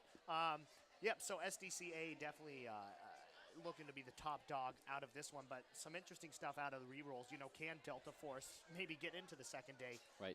That was just so impressive, and I want to say it speaks to Perrin's build. I'm sure those KDR alums are pretty excited to see Perrin rolling again. When there is API's drop, it looks to be successful. And API with those bright green wheels, actually, I mentioned wheel secrecy before. They actually advertised their wheel provider in the back of their buggy, which I think is great, just kind of throwing the whole thing to the wind. And to see those wheels on an API buggy is something we weren't waiting for. Yep. Okay, we're going to roll some footage for you real quick.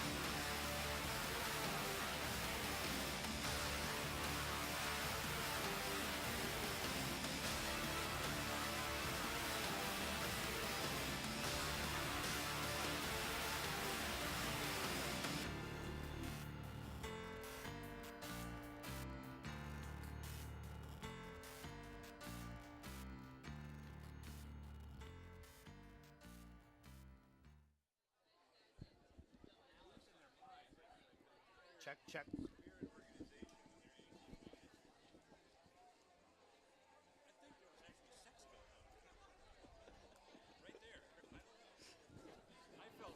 I hope they use protection, yeah.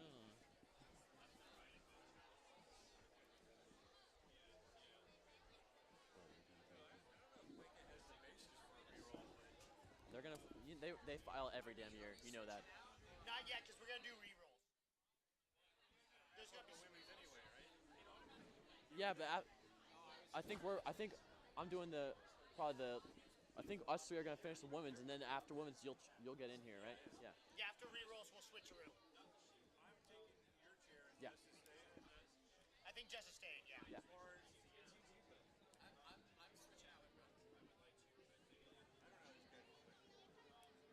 No, it's you, Jess, Tyler. I'm pretty sure. You just.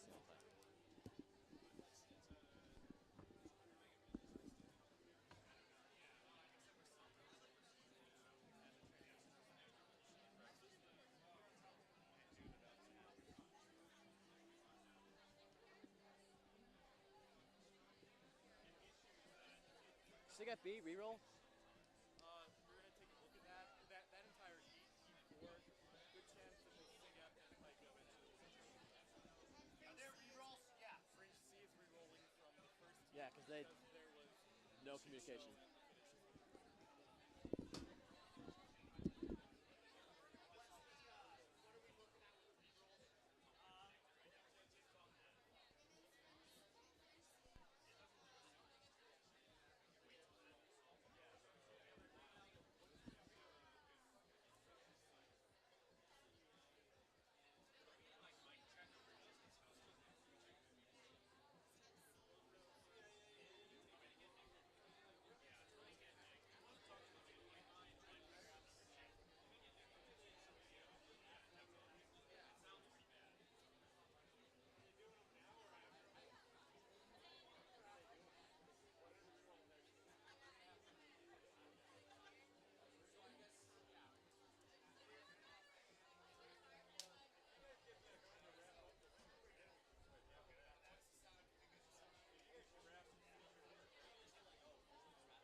Yeah, let's do a quick wrap up. All right, yeah, guys, Jess, let's do a quick wrap up. Let them know what the rerolls that are confirmed, and then we'll switch out. Guys, Chris, can we go back on? We want to do a quick wrap up, and then we'll switch out. Right now? Yeah. So the rerolls, I mean, I'm still going to be going, but are they going to come in and do the rerolls? I guess they will. I might have to, I guess, because it would be weird to double switch that. So, yeah, if we could. 10 seconds. All right, cool. Thank you, 10. All right, we're back on air to give you a quick wrap-up of the women's action right here. If you look at the leaderboard right there, SDCA with a 2:30 time, SDCB coming in second there with a 2:37, SIGAP A 2:42, Spirit A 2:50, SDCC 2:52, and CIAA in sixth with 2:52.575. So we said this would be very close. Yeah. And only about 0.4 of a second behind. Pretty tough. Obviously, Fringe A, big name missing from that board. Really unfortunate crash into a hay bale right there, shaking things up for day 2. We are still waiting on official information about rerolls to come in. We do know for sure SIGAP C and SAEA, who are also in that heat with Fringe, will get a reroll. Yeah. Waiting Fringe on. C as well, missing the first heat of the day due to some confusion with some of the starting procedures. So we would have a confirmed 3 rerolls. They're looking at the heat that had collision between Pika and Delta Force, and also some initial contact, or maybe not contact, between SIGAP B and Delta Force. So that's going to be really interesting to see who gets a reroll out of that, because they could actually shake up the leaderboard. Right, and like we were saying earlier, that's that really tough call for the head judge and the sweepstakes committee, because it's a determination of who could see whom, and even if you're driving and you couldn't necessarily see. For example, when we saw Delta Force come in and probably cause a collision with Pika A, Kaylee, and Zeus. That's one of those situations where even if the driver in Perrin couldn't see her, it was her responsibility to stay wide and to stay safe. So that's a determination that sweepstakes is going to have to make now. Yeah, and could be some exciting stuff. What are you guys looking into, presuming we have a day 2? What do you think from day 2? SDCA all the way through, but how do you think the rest of it's going to shake out? Well, SDCA through is a good call. I mean, there are 7 seconds behind the leaderboard, and you have SDCB also a solid amount ahead. We have SIGAP A in 3rd place. Fringe A would be, in that mix, and they're notably absent. Pika A, if they do get that reroll, which is still yet to be determined, they could be in that mix for the top 4.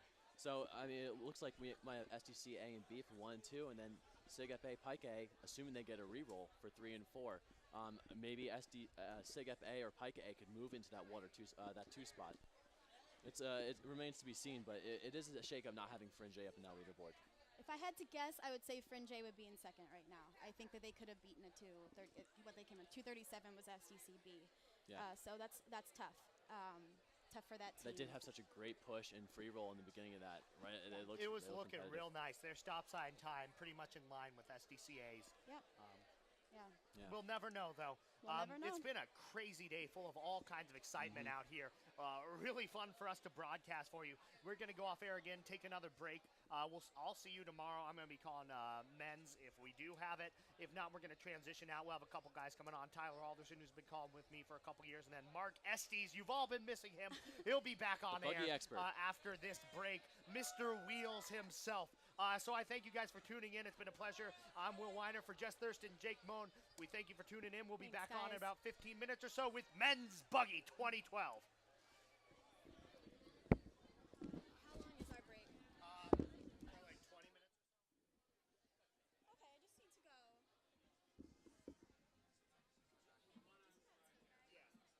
Nice job, guys. You sound good. Is it okay? Yeah, you sound good.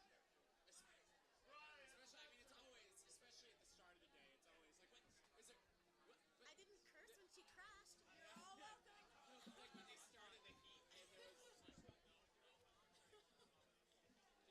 this should say cop slash curse. I tried to, I couldn't just act Gordon just texted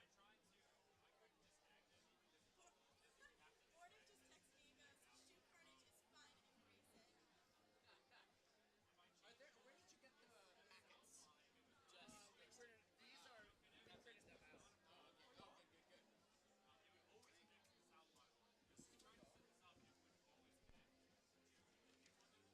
Nice job, guys. Thanks. Sorry for the problems. Oh, it's alright. The problems all came at a point where I don't think How much, can you tell me what time I need to be back here? Okay. What are you doing next? I think I'm announcing it. I'm doing re-rolls. Oh, okay. Alright. Yeah, because I'm doing the second half. Okay. So the finals, so see, they said a 30-minute break. I'm back at like 10. Can I get 10? Oh, you gonna be here by 10? Is that good? At 11:30, we had a lot of changes, but yeah, no, I mean,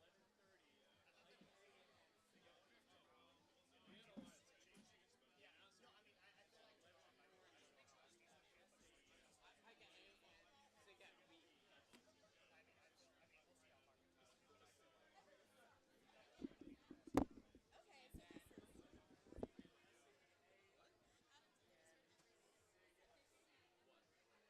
this is... SAEA and SIG FC. All right. Are these still on? That's what Adam just came and said, that they heard everything. That's why I just got a text saying they're on a live stream. Unless one of them is.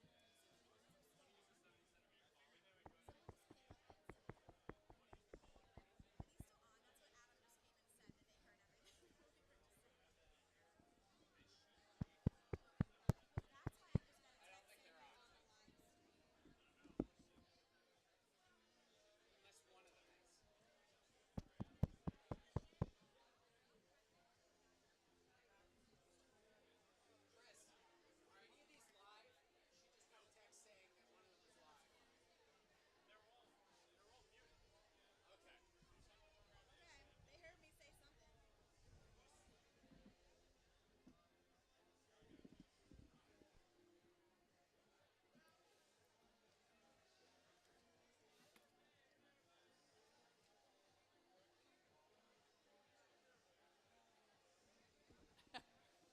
These notes from you. No? Someone else wrote that. Just hasn't been stellar.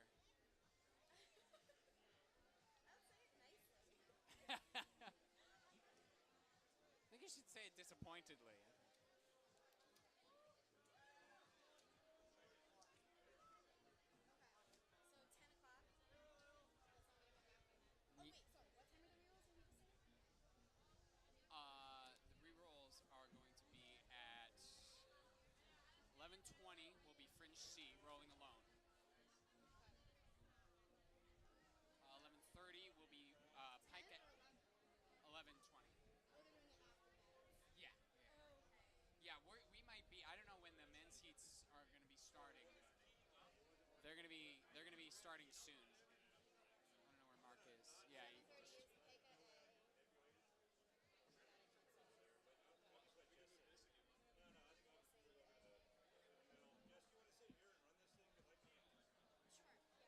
Sure, yeah. Yeah. Chris, do we have an ETA on when we're going back on? Okay. I do. I'm gonna go find out more. We can talk a little bit about that. Okay, so if I'm outside today. Okay. Did they pass Micah A cleanly, or did somebody touch them? They got hit. By Aaron.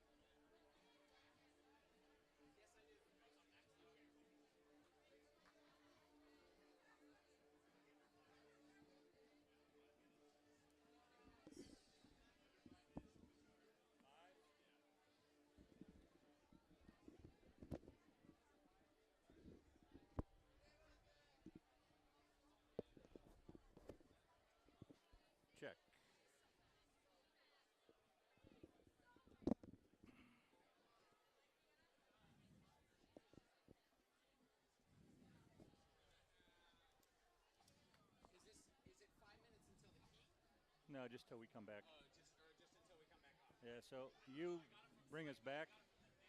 Okay, so I'll just say 5 minutes until we come back on, and then So when we come back, you bring us in. yeah, I'll bring And then- I'll bring us in. We'll talk recap last year. We should probably touch on the women's just a little bit. 'Cause Yeah, I have yeah, like yeah. just sort of a, hey, I'm in the booth, whatever, but just giving you my impression of what I saw, which Yeah. is not so specific, but it'll take me 20 seconds. All right. And then Sounds good. Then you can get into Then last year's we'll recap. get into last year.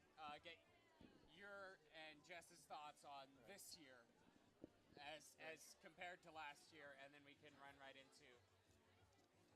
And then I should right at the start I should announce the You do that rerolls. first Yeah. and then kick it to me.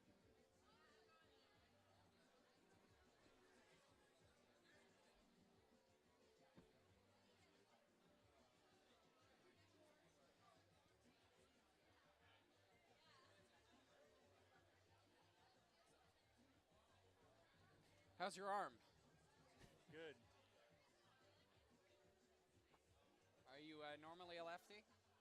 I'm normally a lefty, but barely. I mouse right-handed. Really? And being a modern human, I hardly ever write anything. Yeah, I guess that's true. So I've been told to tell you that there are going to be 2-minute long packages before every heat, except for heat number 2.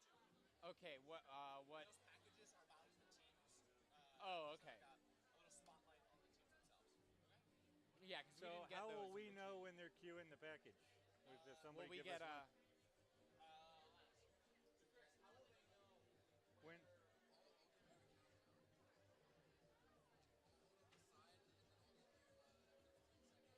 All right, sounds good. You guys ready to go online after a package that we roll right now? You guys can do that? Yeah. Where's Jess? Well, she'll be back. We'll just vamp until Yeah. she gets here. Sounds like a plan. We'll wait for her to get back, okay? You want to do that? What? No, we'll be okay.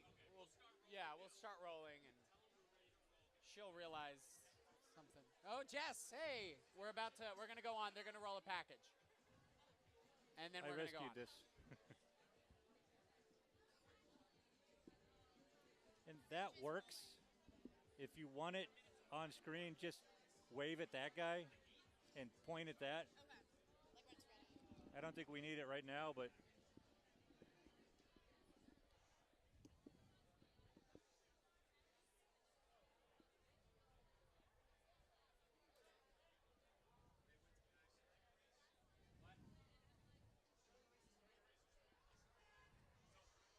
You want to cut the package?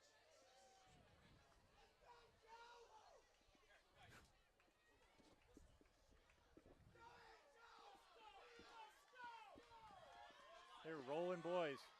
And Spirit B up and over first, but strong finish by Fringe in lane 1, getting into the free roll first. And again, that's Bisa, Fringe's new buggy this year. And right now we have all 3 buggies right into the free roll there. We've got Fringe B, Sig Ep C, and Spirit C. It looks like Fringe right there is in front. And this is just about where we'd expect them to be. They're coming up on the stop sign here. Don't have a time for you.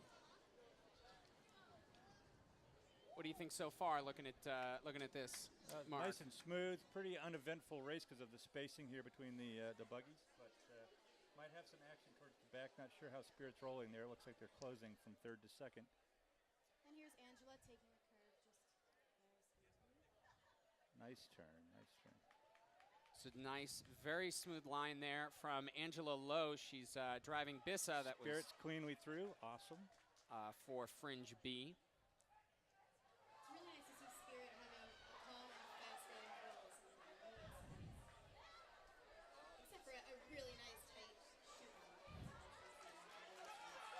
And here we are with Fringe going into the Hill 4 transition there. Unfortunately, we don't have time for you right now, but just for reference at that stop sign previously, I think we were looking at Bonsai with about 50 seconds last year at the stop sign, so that's a record. And going back to that SDC currently leading A team, she was about just under a minute at that stop sign. Incredibly fast for women's team. So those will definitely be times to be looking at. As we see here, this is Fringe B. Coming up on the finish line, we do not have a time for you, but it's looking like a pretty clean roll all the way through. And we should be seeing Spirit C coming up shortly, followed close behind by Sig C. And a good roll from all three buggies. No problems. There was good spacing throughout, which definitely helps the drivers. They know that they don't have to worry. As we've talked about, there are some problems with the visibility if they're right next to each other. Absolutely. And actually, what was lucky about all those buggies is they have some pretty good visibility, the three that were on the course. Well, not so much Peregrine, but Bisa absolutely. And Fringe has been, you'll see, moving towards a bigger windscreen in recent years. Right, that's the. All right, looks like we're going to roll a package here in a few seconds.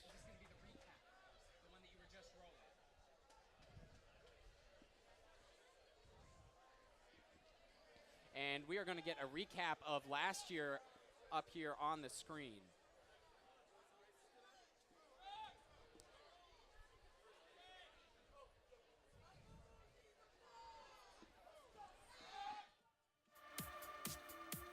That was a great push right there by Fringe A. Fringe and Pico running neck and neck here. And it looks like we have a pass. Bonsai looking real nice.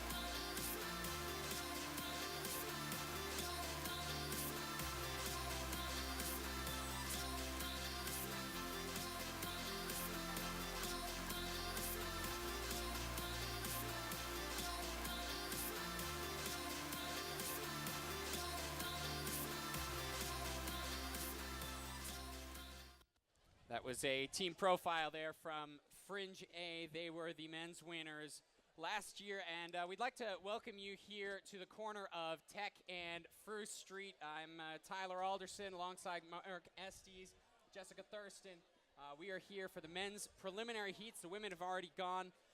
Little note about that, the men's preliminary heats are supposed to end at about 11:10, so for those of you wondering what the re-rolls for the women's team, we will first have a re-roll Fringe C rolling alone at 11:20, Pica A and Sig B at 11:30, and then at 11:40 we'll have SAE A and Sig C.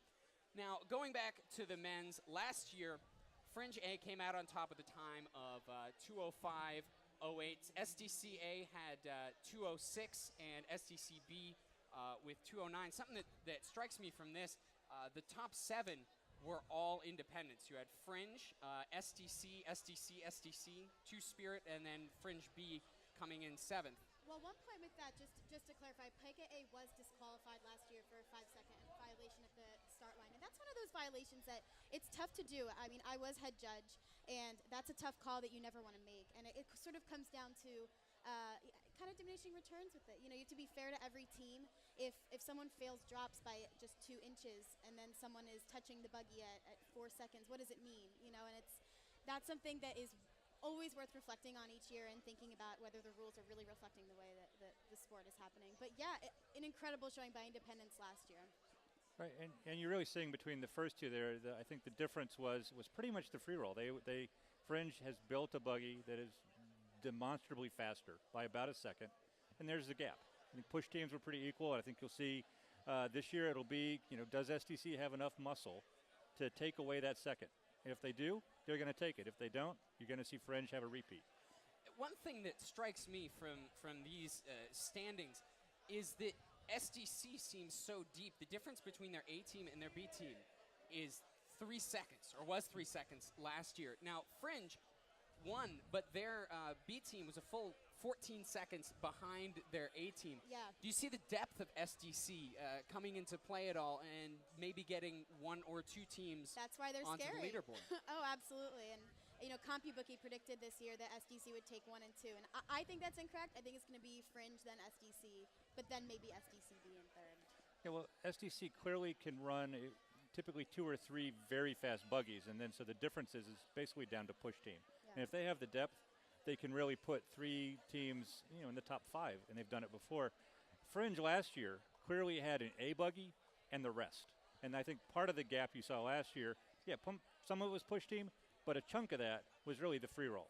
This year they have 2 fast buggies, so you might see Fringe B with Bisa taking a little step forward and closing that gap down on SDC. But let's not count out the other teams, right? There's Pika's in this race, SIGEP's in this race, and they can also put in a very strong showing.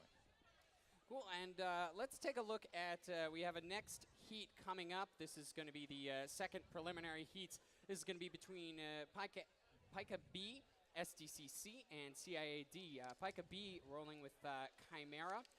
Was built in 2008. I have C-Rod as the driver. Sorry, that was my note. Yeah, that's Catherine Rodriguez, and she's been driving for a while for Pika now, and she has had her fair share of incidents, but she's also so dedicated to that team and is really integral to it. She's ready to win and come out and put a great B team up on the board. And that buggy set the course record in 2008, which was then, it was broken the next year, but That's that right. is a very fast buggy that they're rolling. We have Yannick Hogarth, Bryn Saravia, Pat Clancy, Nimi Waraboko, and Jeff Bouton. That is for Pika B. For SDCC, they're rolling Avarice with Vivian Zhao. Their pushers are Tala Ali, Joe Zishkow, Jeff Kell, Micah Kelman, and Kian Sagdagi. I am so sorry.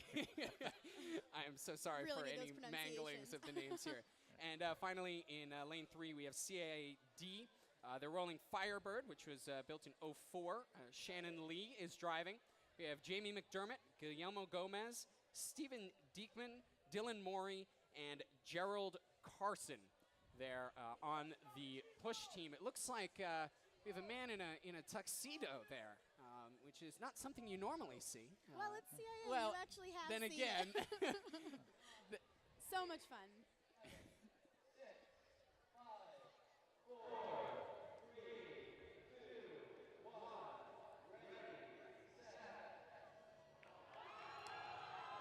and they are off here, looking at Pika B, SDCC in lane 2, and CIA in lane 3. And it's actually really close here early on between Pika and SDC. And you can see a difference on the hill ones here as well. Chimera is a light buggy. It's very fast. It's very efficient. It helps get it up over the hill. And it looks like we will have Pika going into free rolls first, but following closely is SDCD. CIA is out of the shot. And here now we are into the free rolls, and Pika looking like it's rolling pretty nicely. Yeah, they seem to be stretching it out just a little bit. The gap was about a second at the shove, and they're a little above that now. And interestingly, she's taking a pretty tight line in towards the curb, and you've seen a move away from that recently, as you can see SDC staying closer to the line. At about 54 seconds was Pika, and about 55, 56 was SDCD. Yeah, I think this kind of shows the depth of SDC, and that's a D team Yes. almost taking a leading B team out up and over. I mean, that's amazingly strong. Nice tight line there in the chute. 2 buggies through cleanly. Both of them looking very good in the chute as they approach hill 3. We started to see a little bit of a closing of the gap there between SDC and Pika right towards the end, and it looks like SDC is really, that's Jeff Kell there on hill 3 really trying to push Wow. it up. You can see the impact of sort of the traffic jam of 2 close buggies on hill 3. The Pika pusher there really had to navigate to avoid getting a foul of SDC before he picked up, and it really impacted his pickup there. It wasn't ideal, but he did the right thing. He slapped at it instead of grabbing it, and moved on. And here we are, Pika going into hill 5, And SDC And a follows tumble. right behind. Looks like Pika B will be coming across the finish line. For Pika B to just be holding off SDCD, that speaks so much to what has changed. And when you say just holding off, this is going to be quite close here. Both of them coming by. Pika B at about 2:22. Again, these times are unofficial. And SDC coming by 2 seconds or so behind. And here's CIA. Running in formal attire. Who Always a wouldn't? picnic. You know, Does, They're classy. maybe the other teams are doing it wrong. Maybe they're about to put Under Armour out of business. You're I right. don't know. Now that is something that SDC has done quite well is depth, as we see CIA come across the finish line at about 2:55. We've talked about that before, and does that, do you think, play into the so-called rise of the independents that we've seen? Perhaps it's easier for them to recruit, or Yes. they're able to get a lot more people, a lot more teams out there. Yeah, and it's something that I think Pika saw this year. They have had a lot of troubles as a house, and we're so happy to still have them in Buggy.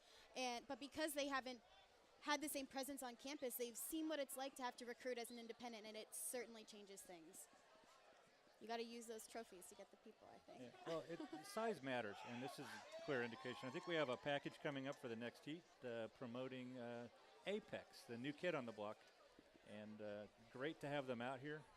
Amazing story behind them.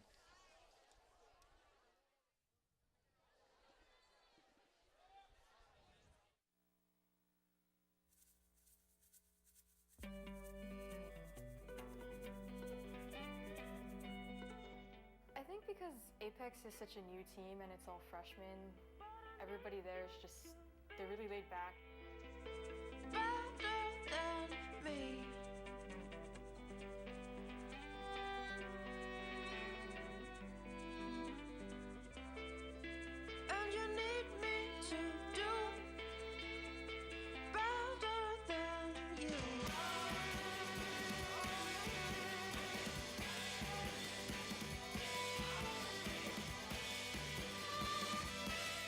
Super excited, super enthusiastic. Sometimes we're a little bit disorganized, but I think overall just that energy and happiness.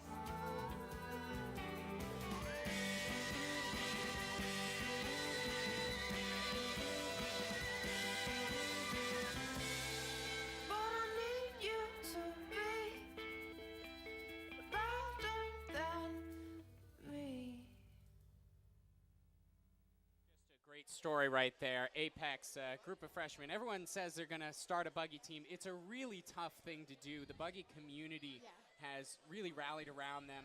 They're using a Buggy that was built by Fringe in 2003, Insight, and it's a lot of fun to see them. Do you have any expectations for them in this this men's preliminary heat?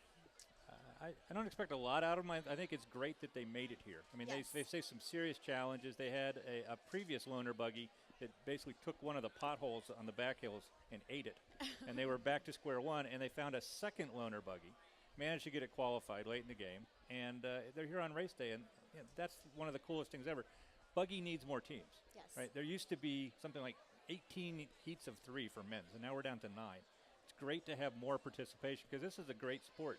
You know, I walked around this morning at the top of Hill 2 here while the women's heats were going on, and it's a great swirl of emotion. You have teams hitting highs that they haven't seen since like prom night in high school, and at the same, almost in the same heat, you have other teams experiencing this horror of, you know, sort of things not going well. And we had a mix of that. We had some great performances this morning, and we had some disasters. Not tragedies, but Buggy's not doing as expected, and that's the whole point of Buggy. It's a race, right? If it was just all theoretical and on paper, you could run a simulator. But you have to show up, you have to execute, and that's the magic. And when you get it perfect, you set a record, you win, and when things don't go perfect, it makes it very interesting. And we've had a really interesting morning. I've really had fun out there. And right here you can see Apex A lining up in lane 2 along with Spirit A and Fringe D. Spirit A in lane 1, it's rolling Zook, driven by Kayla Iolo. This the push team is Akwasi Brefo, Ben Antoine, Demanu El Samson, Evan Moss, and Essien Ohues. And Apex A here in lane 2 is driven by Mallory Hayase. It's Insight, as we said before, which is one of Fringe's buggies from 2003. Push team is Ian Rosado, Jeff Cole, Ethan Gladding, Roberto Jamie, and Alec Kirchman. And then Fringe D in lane 3, rolling Bedlam. That was from 09, driven by Julia Shen. And it's pushed by Eric Balkansky, Elliot Murphy Trotsky, Aswin Teja Zukama, Steve McQuaid, and David Zimmerman. You know, it's nice to see a Fringe D team back. Last year they just had through a C team, and it's just, again, it's nice to see that depth. And like Mark was saying, you know, SDC can bring it on all 4 of their heats, and Fringe can't. Bedlam is a fast buggy. I'm biased because I built it, but you know, it's not probably going to stand up to what we just saw, but it's just so great to see the depth of the team coming back. Yeah, and just continuing what I was saying before, you know, how size matters. It's not just independents versus fraternities. There are large fraternities with like 80 brothers. And you can imagine their fastest 5 guys are pretty fast. Right. There are tiny fraternities with like 20 to 30 brothers. Their fastest 5 guys, maybe not so fast. And here's Bedlam. Here we see Bedlam. All 3 teams getting to the line here. They've come to the line fairly early. I think the timer might have restarted, I'm not sure, but they ran 2 minutes when you would have expected to be here in about 30 seconds. Right. But, you know, clearly these late arriving buggies to the line, there's a certain amount of prep work going on where they're trying to keep it as fresh as possible, bring it to the line, whereas Apex was out there about 4 minutes ago, so you know, they're just ready to roll. They're ready to rock. And here we have Spirit A. Spirit finished in 5th last year behind Fringe, and then 3 SDC teams in a row. Do you think this might be the year that Spirit breaks into that top 3? I hope so. I just like them so much, and they have such a great. They have so much team pride, and they have a huge team, and it's very interesting how they're structured. It's different from other independent organizations, so I hope so. Yeah.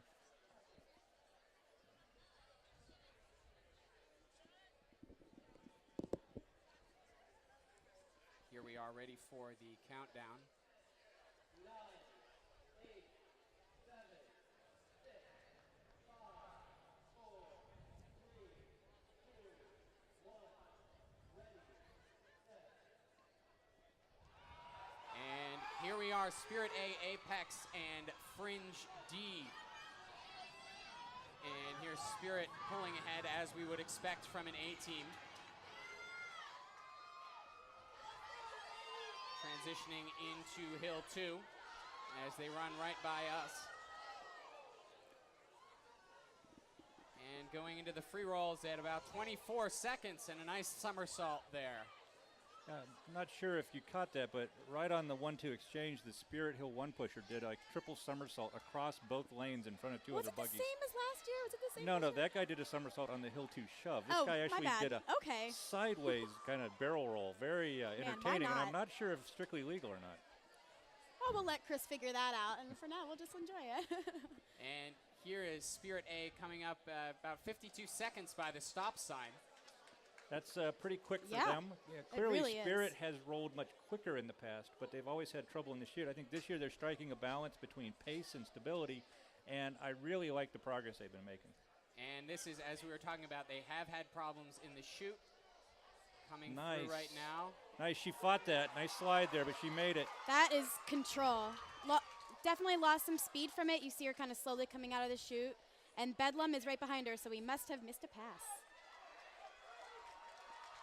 I think they passed fairly early on there. That makes sense.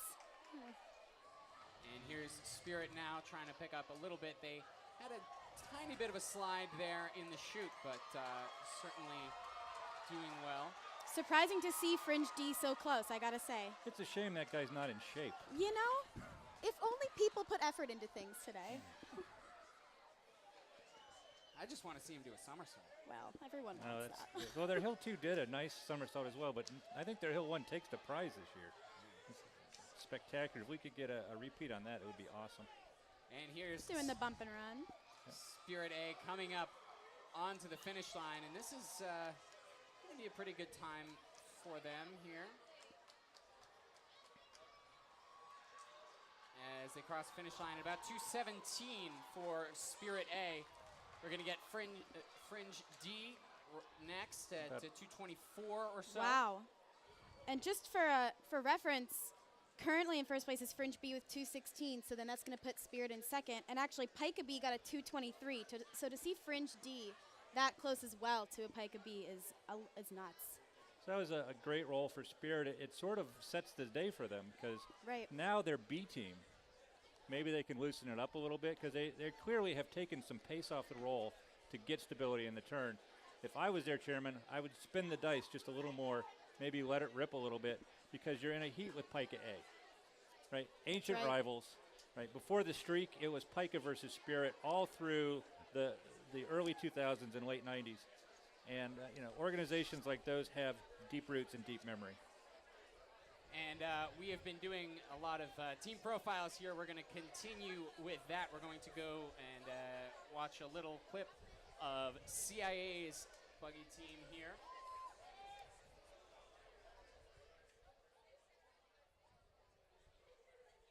we will be watching that as we go into the drop test.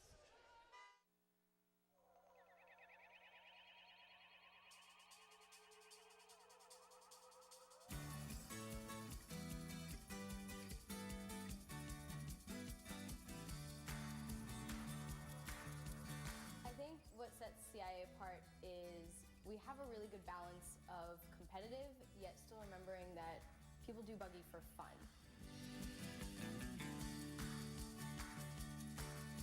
Scientists danglies smell like candies, junkies spending naughties, panties. I think it's the coolest tradition Carnegie Mellon has. It's just really like nerdy but cool. Because it takes two to tango, like an orange and a mango,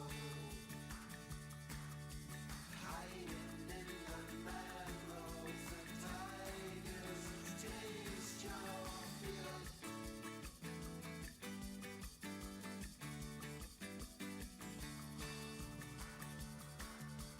I ate X-Men, I ate Walrus, I ate ancient Grecian chorus. Because it takes two to tango, like an orange and a mango, hiding in the mangroves, the tigers taste your filth. It's really fun, it's really exciting, and then you just get to go, if it's Saturday, you just get to go back the next day. And you get to go back the next weekend, and the weekend after that. And so it's just pure awesomeness. I gotta say, I love the pneumatic bars there. They're just, I mean, I don't know if they're entirely practical, but CIA seems to think so. Well, I was around when they were born because I'm old, and the idea is that it's about 10% of your funnel area is push bar. So if you can get it out of the airstream, you get an advantage. The disadvantage is every so often they don't come back up. Or back Quite a in disadvantage. yeah, back in at one point in the early 80s, Pika A ran a dropping push bar, and not clear exactly what happened. I think it was the Hill 2 pusher had pushed it once but was going to catch it and push it again, and the driver misinterpreted and dropped the bar and never got a shove. Oh, no. So that ruined their race day, and they ended up coming in, not in the top 3, I don't think, that year, but it was part of their success, but it was also, you live by the sword, you die by the sword sometimes. CIA has kept that tradition, and they had their buggy naked in design a few years ago, and the complexity behind that dropping push bar boggles the mind. I'm pretty sure I never could have got it to work 2 times in a row as a mechanic. It's just amazing technology for something that is, running, I don't know if that was a C team or a D team, has treasure trove of pneumatics and who knows what else in there. Well, we can take a look at the leaderboard.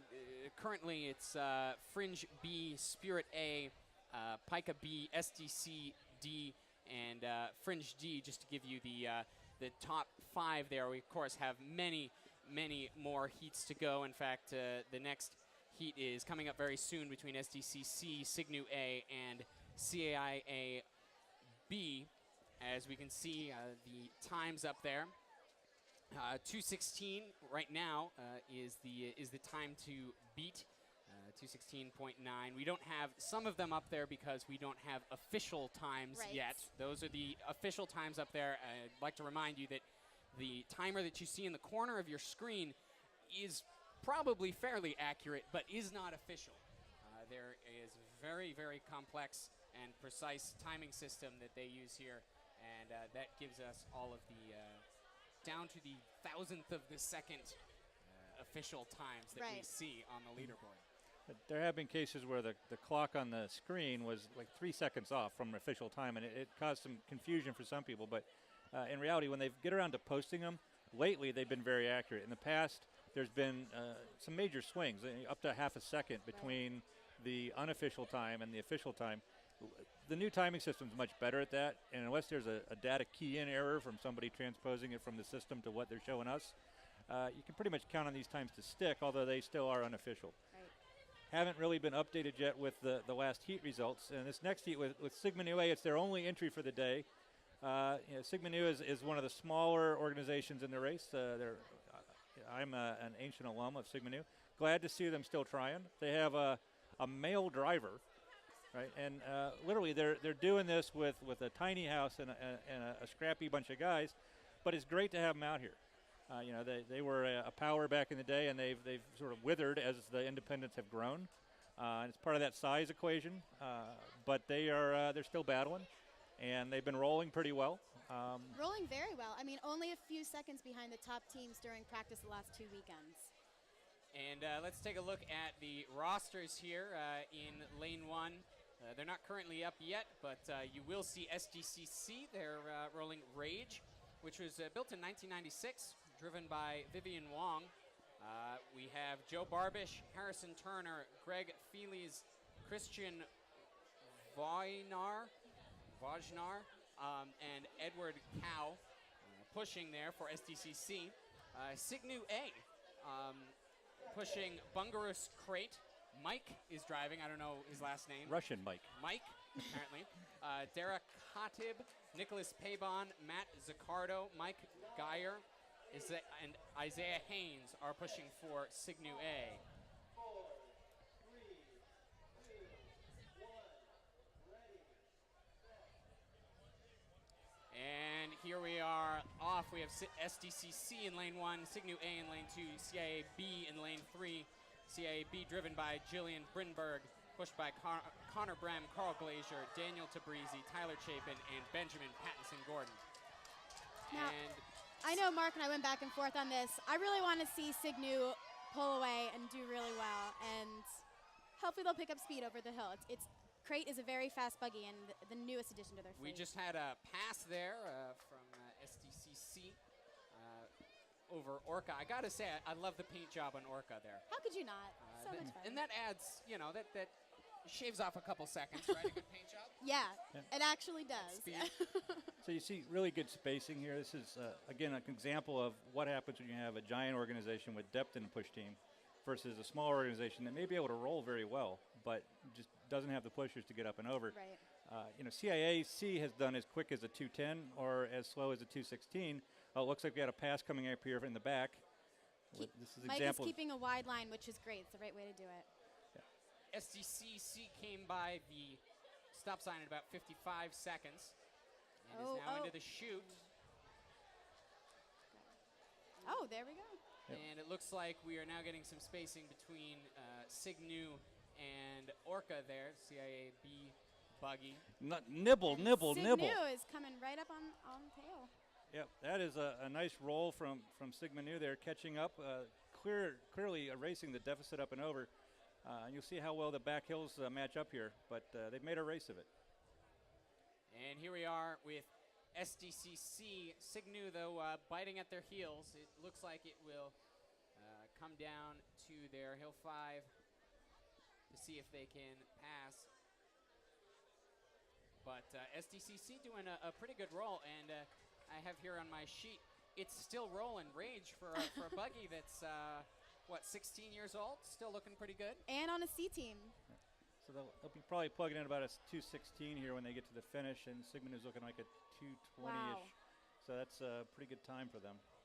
And SDC coming across at about 2:18, 2:19 there. Signu coming at about 2:21. And CIA at 2:25. Again, those times are unofficial, but a great roll there from SDCC that puts them towards the top, depending. Probably third place. Once we see the times updated, we'll know for sure. We'll have to see the official times, but a good roll. Again, highlights the depth of that organization in particular. And we will see it throughout this race day. Nice roll there by Sigma Nu, though, as an alum. Pretty happy for the guys. I actually was a little worried. I heard earlier from them that they had a fairly significant issue in the truck this morning, and had sort of scrapped together a whole separate set of wheels to roll with. So their A wheels had bitten the dust, and they still managed to roll pretty well on what apparently was backups. So good for. kudos I mean, to that's an them. incredible backup run then. That's tough. That's what the truck. I mean, that's what's happening in all these trucks right now. Mechanics are scrambling over things that you could think you'd prepare for everything, and things just come up. That's something, we have the rosters of the pushers and the drivers, but there are definitely more than 6 people Yes. per Buggy that go into this race day. Yeah. There are people who probably haven't slept in a while. That's right. And will probably not sleep for a while. Not to mention all of the actual Buggy organization staff that are not affiliated with a particular club but help run all of this. Right.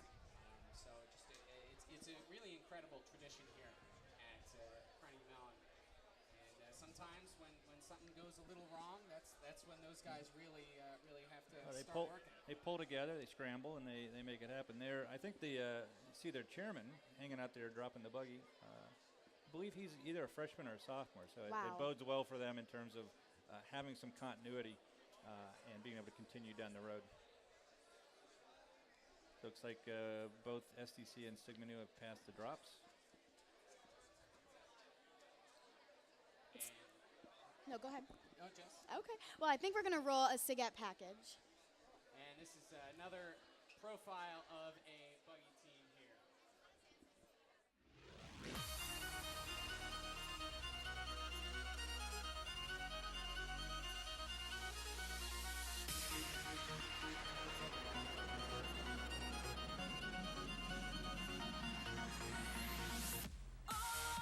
I love that it is the perfect combination of terrifying and fun.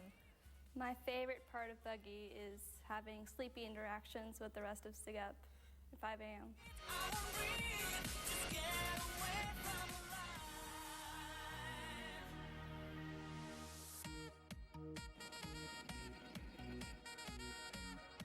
It feels just like they're a big family, and all the new little drivers we get are like little sisters, like little additions to the family, so the team is the best part. You lost one and don't so fly away over the clouds, under the sky. Never come back and run away with all your might. Give up you. I don't believe anymore. Your shallow heart, know that it's you. I think they're really caring and that they really take care of their drivers and of everyone else on their team. Now you are left with nothing. Oh, forget, let me breathe, let me leave. Just run away from my mind. Oh, forgive, I don't need, I won't breathe. One time, I think my first time ever driving a Buggy, my hatch went flying off, and so I had to stop the Buggy, and EMS came running at me. I drive for SIGAP. I don't need, I won't breathe. Just get away from And SIGAP, one of those organizations we've talked about before, much like Spirit, it seems like they've been knocking on the door the past few years. The question is, will they get into the top 3? What are you expecting from them this year? I I get a sense. I don't really have free roll times, but they're one of these mystery orgs that doesn't show all their cards till race day. That's right. You go back in 2008, they were a push team looking for a buggy, and then suddenly, bam, 2009, they showed up and rolled a 208 something. Yep. And it was like, where'd they come from? And they've been in that ballpark, 208 to 210 the last couple of years. They got DQ'd last year for failing a brake test, which is part of why they're not in that, that independent dominated finish last year. But if they can put it together like they did in 2009, they could be knocking as, certainly vying with Pica for best frat and possibly, trying to get it certainly ahead of that Fringe B time is totally doable for them. Not sure if they can take on SDC B or A. I mean, that's just a tough nut to crack for them. It's a tough team because SIGEP is a really big fraternity. So they have more depth this year than we've seen in the past from them. But they do seem to have trouble with consistency, whether it's between their mechanics from year to year. Their drivers are great. They've now been sticking around. But they're a hard one to predict. And, Ark, you're right. They really wait until race day to show up. Yeah, their women's A time seemed, their roll looked pretty fast. I mean, they certainly, you would think Fringe could have crept up on them there, but they basically, stayed in front the entire time. And it's hard to judge how fast they were really rolling. But they looked impressive in women's. Yes. And if they can have a great roll here for their men, it's going to be, I see them as clearly being on top of the leaderboard if they can get around. And there they are in lane 1.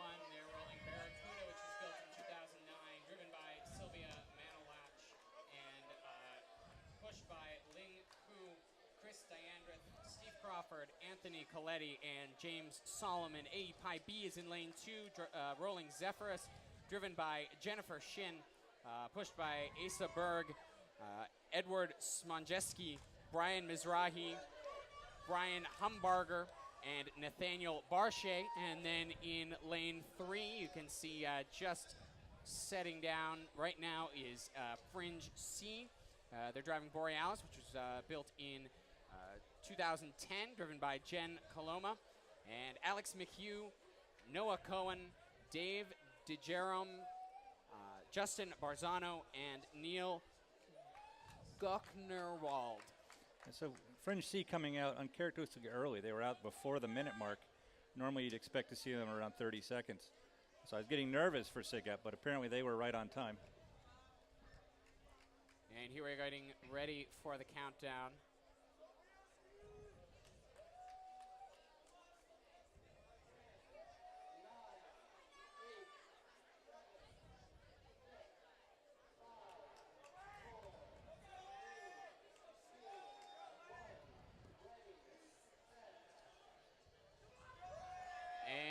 Here they are. Wow, kind of a weird wiggle at the start for SIGEP A, but they seem to have gotten it together and making up the stagger and then some. Yeah, staggered out of the gate, but certainly seem to be the strongest in this heat. They are the A team here. That was quite a transition. A nice transition into Hill 2 as they are approaching the free roll. And they are into it, as is It's Borealis. Borealis there. There was Fringe C. Some good space, but it does look like Borealis is rolling pretty fast. About a 3-second gap back there when they crossed the yellow stripe. Did we see those wheel covers before on Barracuda, or are those new? Maybe I missed them. I have not seen that particular combination of yellow. Right? But they just a color.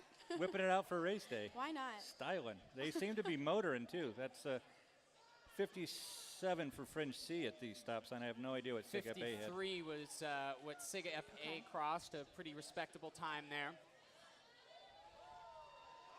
And she's through. Yeah. Go Sylvia. Now she's solid driver, 4th year. Yeah. And here is, I believe that is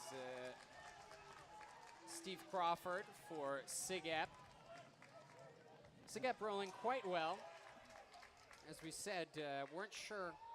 They tend to play it close to the vest here. That's right. But, they come together at the last minute, which a lot of teams do, but they really leave it to the last minute, and it helps that Sylvia has repeatedly been in this buggy. Now, Jen, who's driving Borealis, drove Blizzard last year, so this is the first time for her and Borealis on race. So they'll be looking right around the 2:10, 2:11 based on the 4-5 exchange time. So this will be a very Awesome. quick heat for them.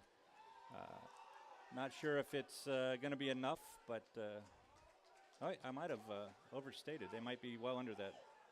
And it looks like they will be coming across at 2:09.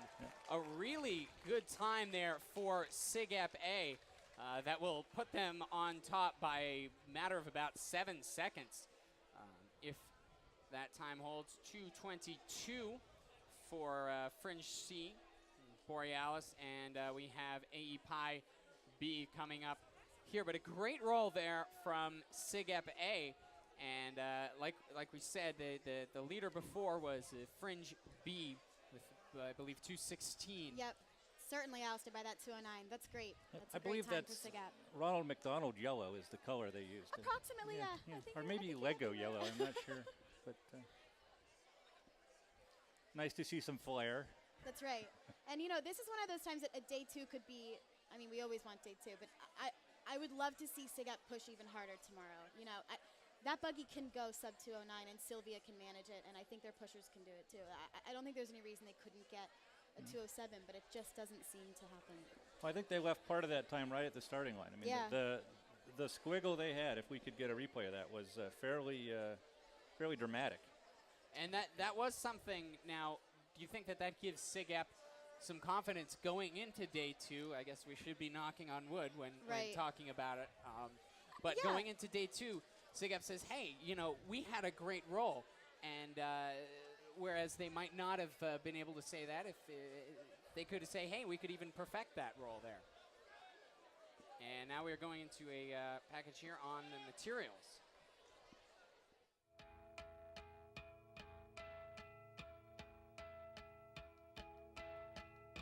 Buggy, as a technology, has kind of mirrored aerospace.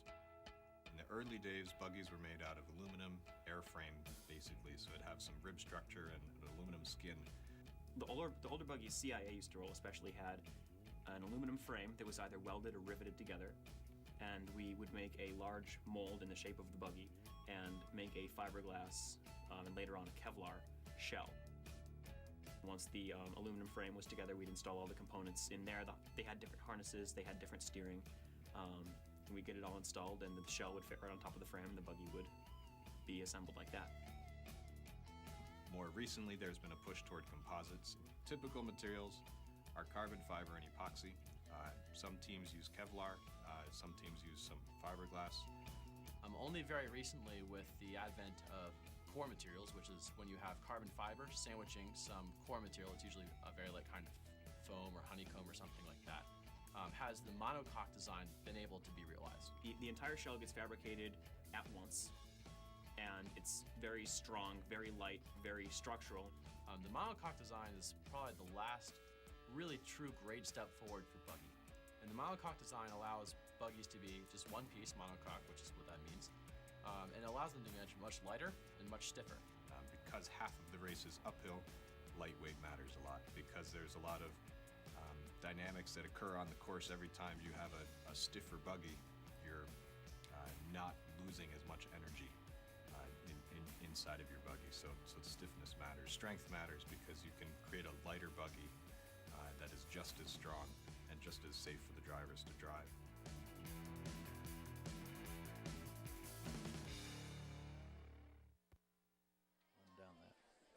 And that's certainly something that fascinates me, all the design aspects of the buggy. Like we said earlier, there are a lot more than just the drivers and the pushers that go into it. Do we have any official times from the last heat? Not yet. So we still have Fringe B official list at the top of the 2:16, but we know SIGEP's going to be above that, and I think it's a well-founded time. They should be confident going into tomorrow night. Just running down the top times, Fringe B with the 2:16.9. Yeah, Then you have high Spirit A with 2:18.3, SDCC with a 2:20, Sigma Nu A with a 2:23. I think those were in the same heat. You have Pica B with a 2:23, just like a tenth of a second back from Sigma Nu A. So the rivalry continues. And then SDCD with a 223. A high 223, but my almost gosh, 224. they're all right. But They're all that's right a D up team, there. and then Fringe D at 225 too. That rounds out the top 7. If you insert SIG up in there, you have the top 8. And fun times. That was a pretty boring heat in many respects because it just was so Awesome. efficient. But from a chairman's perspective, you like your buggy to be in a boring heat. That's right. Well, and this next heat, I think I'm going to say SDCB is going to be at the top. I think they're faster than SIGEP A, and they're a scary team. Again, it's Malice, and to have Malice as a B team is nuts. And speaking about that, we do have a heat coming up, SDCB, SAEA, and CIAC. It's really this alphabet soup here. SDCB is rolling with Malice, driven by Rachel Chow, pushed by Jordan Kuntz, Julian Kessler, Brandon Jermas, Adam Kriegel, and Steve DiVincentis. SAEA, another older buggy, Rubicon, built in '99, with Lauren Millicitz driving. Max Queenan, Jeff Setian, Steve Yang, Alex Mark, and Oscar Chahin pushing. And CIAC with Freya, Emily Ostrin driving, and Ryan Davis, Daniel Becerra, Kellen Chow, Steve Pepin, and Josiah Boning pushing. So the SAE buggy is quite a story. That it looks like a reverse trike now, but not too long ago it was a standard traditional trike running on larger pneumatics. They couldn't get any more wheels, and were on the verge of extinction when they decided, hey, we could just do some surgery here, flip this thing around, and built a buggy they could roll. So it was a, you might say, a resurrection from near extinction just for them to be here. Right. And it's another great story this year of how SAE managed to get in the race. And to just get their team back together. Yeah. You know, they've had those ebbs and flows, and they've, they've had. Oh, that's not right. Well, that's great. And that's SAE. So, but they've had trouble getting people out in the past, and to have the people dedicated enough to retrofit this buggy is great. I think he's trying to tan his legs there. They're Well, looking pretty pasty. upper thigh, which is not right. Yeah, well, this is, sometimes we wish we didn't have the jumbo. Welcome to the prelims. So. Can we get a smaller monitor for that guy? And as you can see, we're still waiting on SDC's buggy. Here comes Malice, driven by Rachel Chow. SDC always late to get up to the line. They want to make sure they get right. But it's very there. calculated. They have it down to a science. They're not nervous. 8, 7, 6, 5, 4, 3, 2, 1. Ready, set. And now we'll see if your prediction comes true here, and Jess, and see if SDCB will climb atop the leaderboard. I think so. As they're looking pretty good off the start here. I'm going to transition to Hill 2 at about 18 seconds. And going into the free rolls here, get a nice push at 25 seconds. Followed closely there by, I believe that's SAE. Yep. And then CIAC coming up behind. Some good space. Looks to be another somewhat uneventful run, at least in terms of collisions and traffic, which is always nice. Again. And here you see a slightly different line with Malice than Avarice, for example. Avarice stuck closer to the painted line, and Malice hugged tighter to the curb, and we'll see how it pays off. 52 seconds about at the stop sign for SDC, which is pretty good. I think that's one of the better times we've seen today. Going into the chute here. And nice. Fairly clean there. A little bit of adjustment early, but no real speed shedding sort of events. Right. Picking up here, this is Brandon Jermas. And another fairly clean run, uneventful, which again is if you're a driver, if you're a chairman, That's it's all what you you want. want. It's all you want. Also, can I get a pair of those shoes? Because they're neon and they're awesome. Love the uniform. Yeah. So Those are quite So- neon there as we're approaching. So you're seeing a basic spanking here. STC so far in front, you can't even smell, see, even conceive that there's other buggies in the race, and that is the strength of their speed. They are, this is going to be fast. Wow. This is going to be a very fast time here for SDCB. It looks like they are going to come across the finish line at about 2:07. High 207 maybe. And that will put them on top. Again, that is unofficial, but that is pretty far ahead. 2 seconds there above SIGEP's time. Yeah. And here we have SAE and CIA. CIA pulling away from SAE, although it's fairly close here. No, it looks like we missed a hell of a race with CIA passing cool if we SAE, and now see some SAE of that. catching them at the line.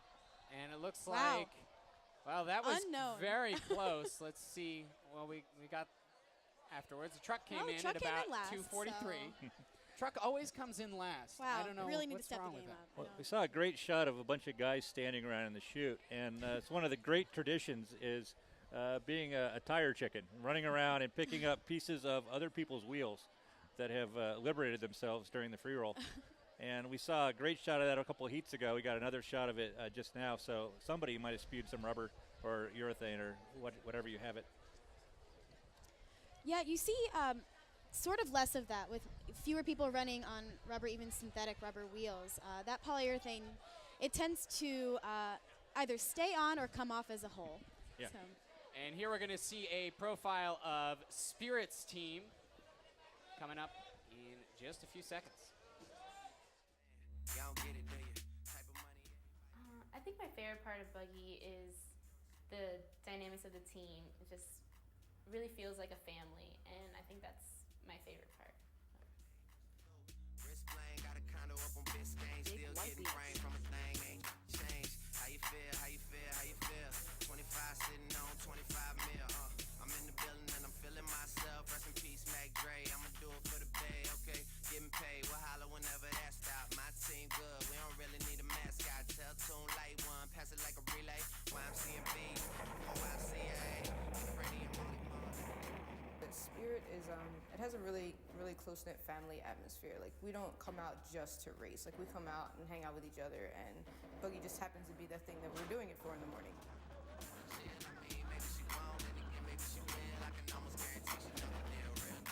Now she want a photo, you already know though. You only live once, that's the model YOLO, and we bout it every day, every day, every day. They be sitting on the bench, they don't really play every day, every day.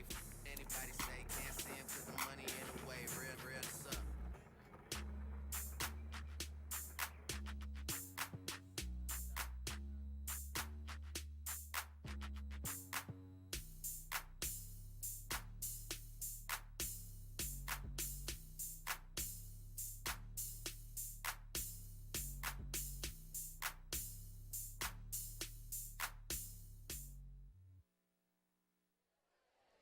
That's Spirit there. Another one of those organizations that we've talked about knocking on the door. They had their two teams finish right next to each other last year at 5th and 6th, or Spirit A and Spirit B, within a second of each other, 2:16.52, 2:17.73.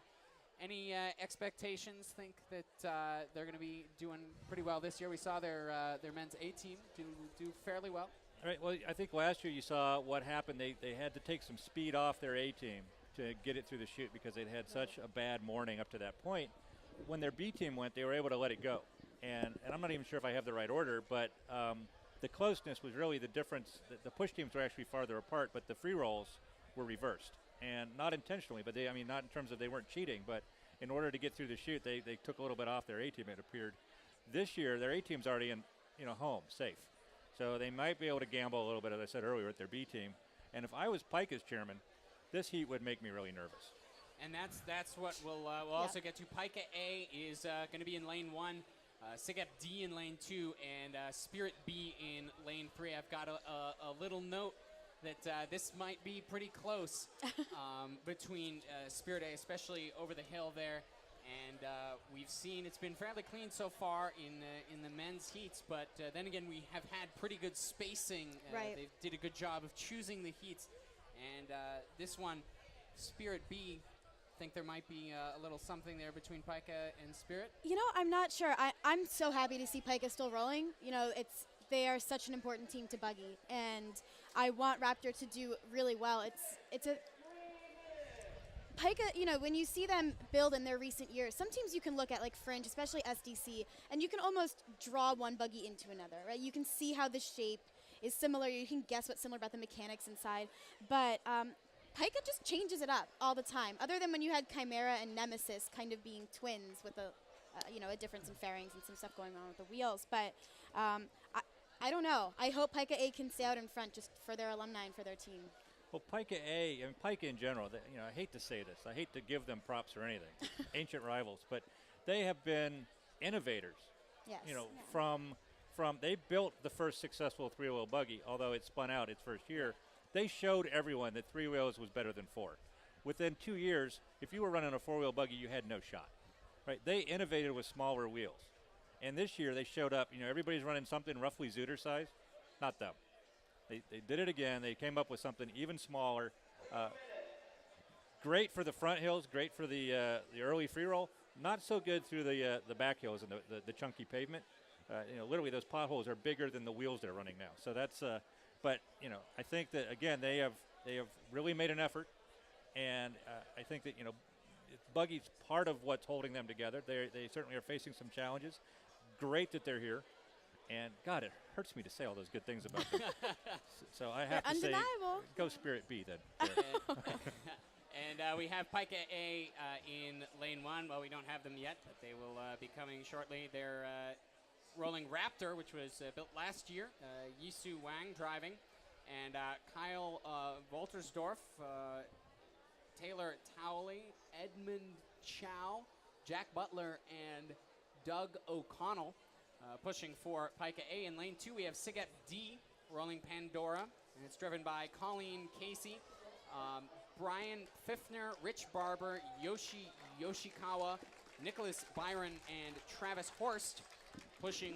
And in lane 3, we have Spirit B rolling Seraph, Britt Robertson driving, and Brian Lewis, David Luole, Joe Frick, Cole Vandross, and Carter Redwood pushing. As we see, still waiting on, here we are. Here's Whoa! Oh, normally you bring your buggy to the line with haste, but literally they just dropped it on the way to the line, which is uncharacteristic for a team like Pika. They're checking to make sure the buggy's all right. I'm not sure. Make sure the driver's all right. But wow. I mean, well, I hope Yisu's okay. You know, she's so solid as a driver, and she always has a good head on her shoulders. She'll make up for it in the heat. Yeah, that.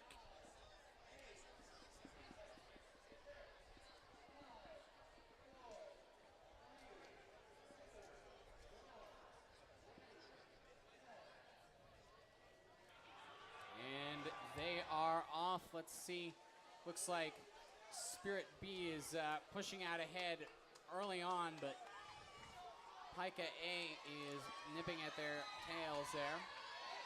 And Pika A has had their own pusher change-ups in just recent weeks, so this is a new push team structure they put together. Into transition, and it looks like Pika A has overtaken Spirit B, but they are very, very close. And Spirit will settle in right behind Pika.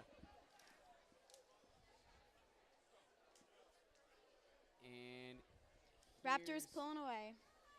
Yeah, so apparently the dropping it on the way to the line, which normally would be horrible for your prep, doesn't seem to have affected them. Rolling very well on these little wheels. At about 50 seconds Wow. to the stop sign. That's the best time to the stop sign we've seen all day. Well, hopefully she's doing great.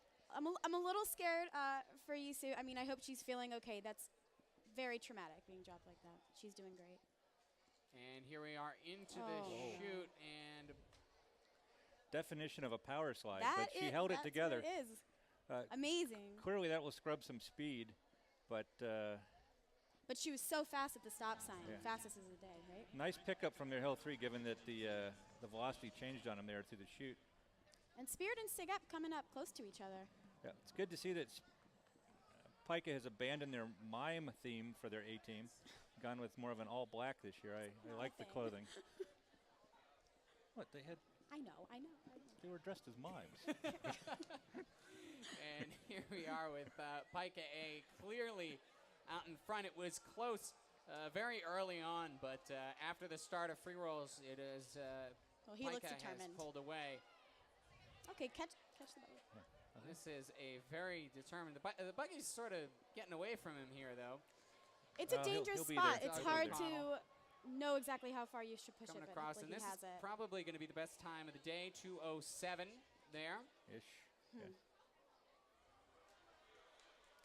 And here's Spirit B.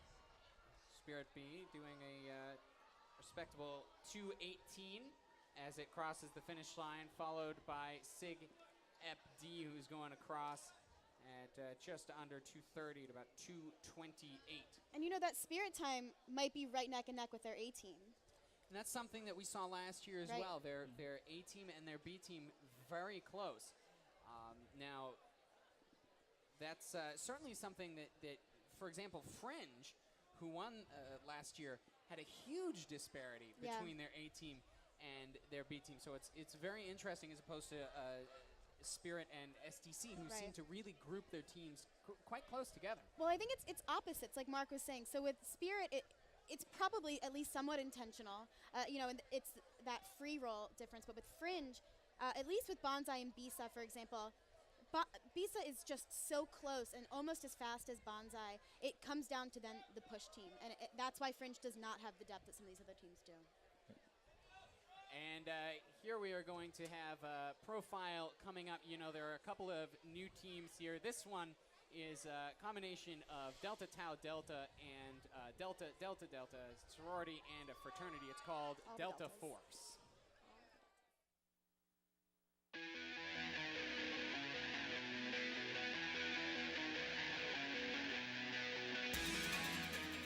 Delta Force just started this year, and they're like, we're looking for some driver, and I was like, yeah, I'm interested. I think I'll drive.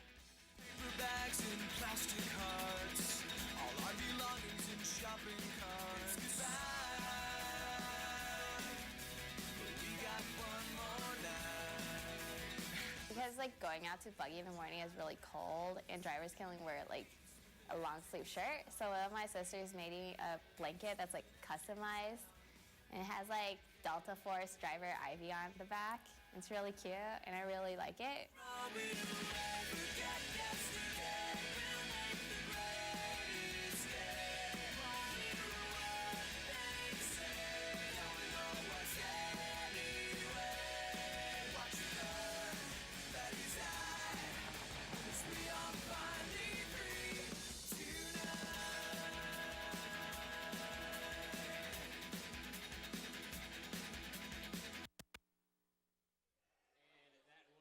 Delta Force there. They're rolling with Heron, which is a buggy from 2007. It was pushed by KDR, which is no longer with us, but No. their buggy remains. And Delta Force, they just have that one team, but as a new team, it's very exciting. Always exciting when there's a new team. to the block. So big new phenomenon, the loaner buggy, right? So you have Delta Force, the second organization out here today that basically picked up a buggy from somebody else, and it's great that it helps Buggy expand and grows traditions. The buggy itself this morning had quite the adventure in its women's heat, right? It went up and over last, managed to pass two buggies, and I think a little roughly perhaps, but had quite a nice time of it.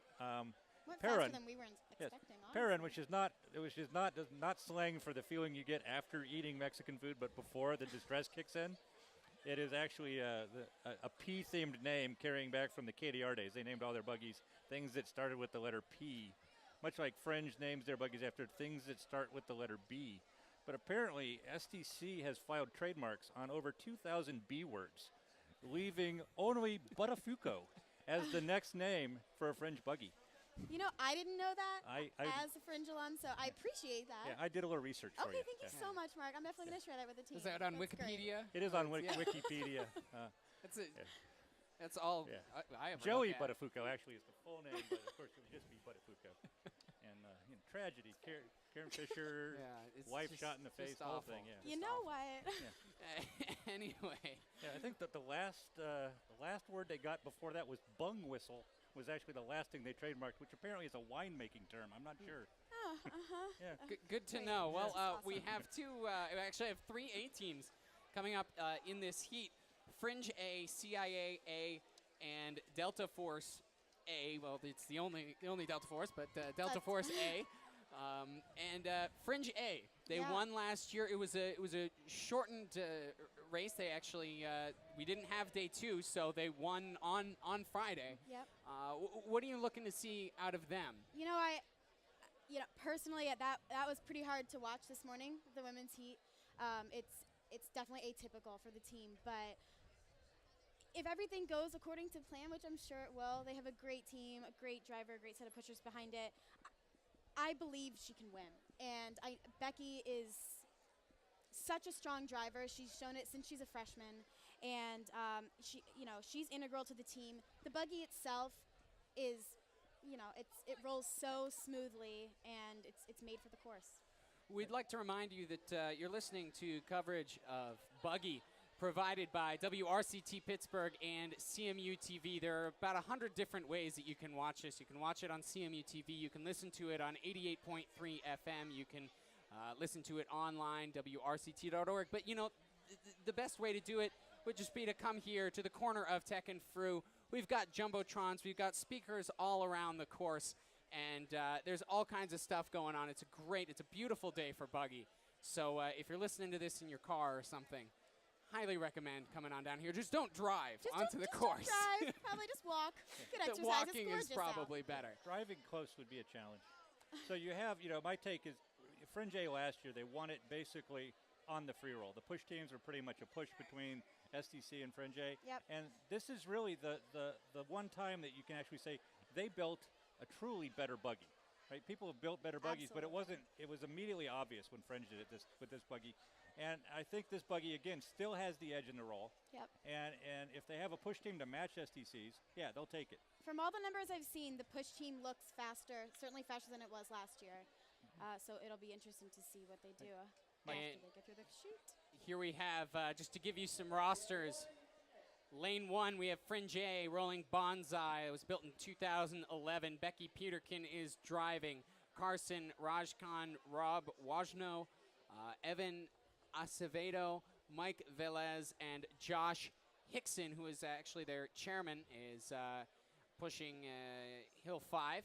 Got Lane 2, CIA rolling Ascension. Allison Lim is driving. We have Benjamin Hauser, Nathaniel Jeffries, Graham Spicer, Miles Kale, Patrick, and Kelton Finch.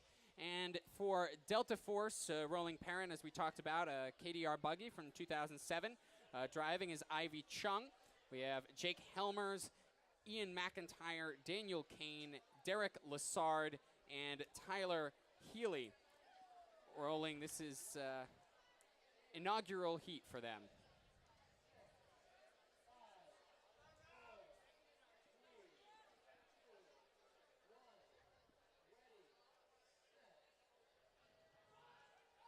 And a pretty quick start here.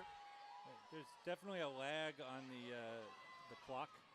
There's about a 2-second delay before it started, so we're going to see some really impressive times on the screen clock. But CIA, an A team, showing that they actually can push too.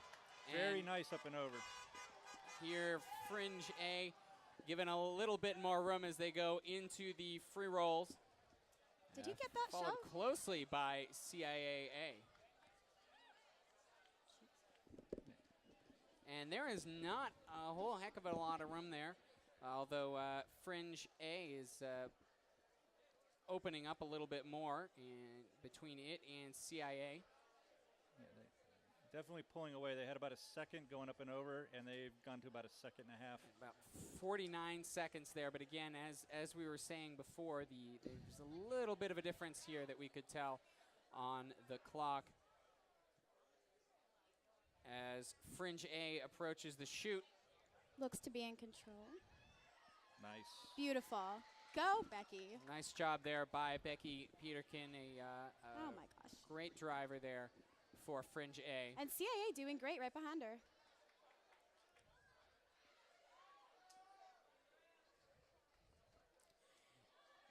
And here we are with Evan Fringe to Mike.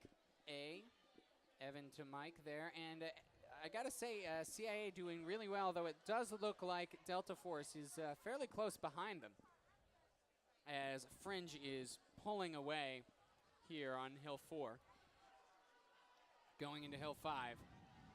And now most of Fringe's A team, I think, is returning. Now, Josh, their chairman, was on B team last year and just really stood out as a really fast Hill 5. Yeah, this is looking very quick. I'm seeing like a Hopefully he 205-ish. just catches and holds on to that. And here we are, Fringe A approaching the finish line at about 2:04, 2:05. Now, again, that is an unofficial time, and we'll update you with the official as CIA coming across 2:17 there. So it's nice to see that the Fringe buggy did not suffer any ill effects of its adventure this morning. You know, do again, see some painter's tape. It certainly was damaged. Right. But they were able to mostly scramble, aesthetic. put it back together, get it right, and that was an impressive roll. Absolutely. And as all the buggies go over 2 drops, we are going to go again. We've been profiling all of the teams, and right now we are going to have a profile of the Student Dormitory Council, one of the dominant independents in buggy, and one of the deepest teams we have here on the course.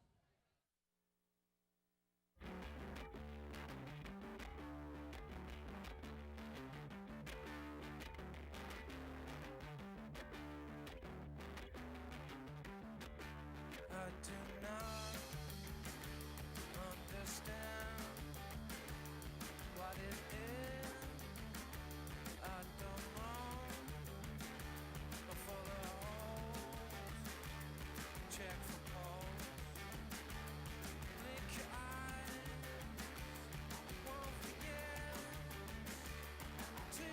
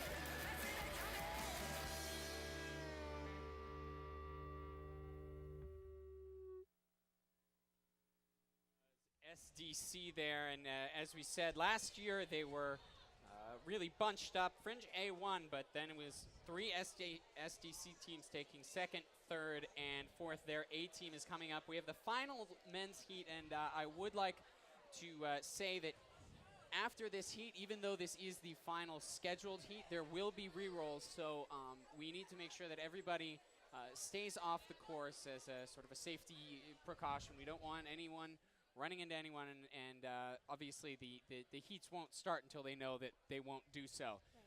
We will have women's re-rolls, and then I don't know if we will have any men's re-rolls. I don't know if any pending. anything contested, but you know, when it gets this close, teams can get a little competitive and can be aggressive submitting those potential DQ slips. So we'll have to wait and hear from sweepstakes. Yeah, you never know.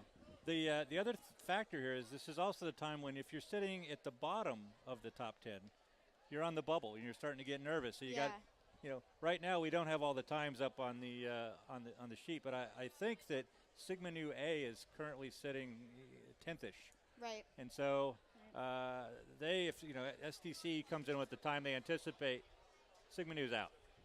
The Sigma Nu's going, come on, spin, right? And right now we're looking at men's the 8th heat. In lane 1 we'll have SDC A, lane 2 AE Pi A, and lane 3 Sig Ep B. And obviously you're not necessarily looking to win it right out today. There is some chance that we won't be rolling tomorrow, but it seems, again, if we had something to knock on here, knock on wood, seems like we will probably have a day 2. So the name of the game is to get to day 2. And right now it looks like we've got some good representation from a bunch of different organizations. As you said, Signu right on the cusp there. Got a couple fringe teams, couple SDC teams, and Spirit looks to have a couple teams as well as Pika. Right, and I guess our timing was a little bit off with Pika, so it looks like Pika's time is a 2:10 low. So it is what it is. We will get the full official results to you when we get them. Right now, though, we'll go over the rosters for the teams. In lane 1, SDCA, they are rolling Bain, Melissa Yeeps driving, and Eric Dissinger, Andrew Medenbach, Steve Ford, Sam Thompson, and Brian Flores are pushing. In lane 2, AE Pi A with Kamikaze. Erica Green is driving, David Gamble, Jake Reed, Michael Andrews, Russell Kermeyer, and Eric Chandler pushing. And lane 3 with Sig Ep B, they're rolling Mamba, and Tara Sarkar is driving, and Tamaz Makawiki, Zach Anderson, Austin Bone, Brian Cohen, and Alvan Bongo are pushing. For the final men's heat, again, we will have women's re-rolls after this, and possibly, but not probably, men's re-rolls, of course, pending this. Here we have Sig Ep B coming to the line. SDC, as always, waiting. Jess, as you said, they've got it calculated to the second, and they make sure that they get there exactly when they need to be there, and not a second before. It doesn't seem too fun to me that way, but you know, it's clearly working for them, and this is the heat that's really going to determine it all. And here they are. That is Bain.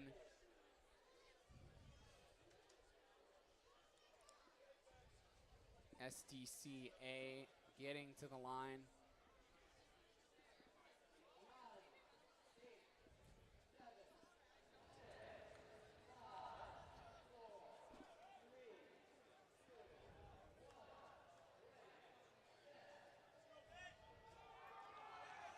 And here they are, SDCA in lane 1, A Pi lane 2, and Sig Ep lane B. SDC pulling away here as expected.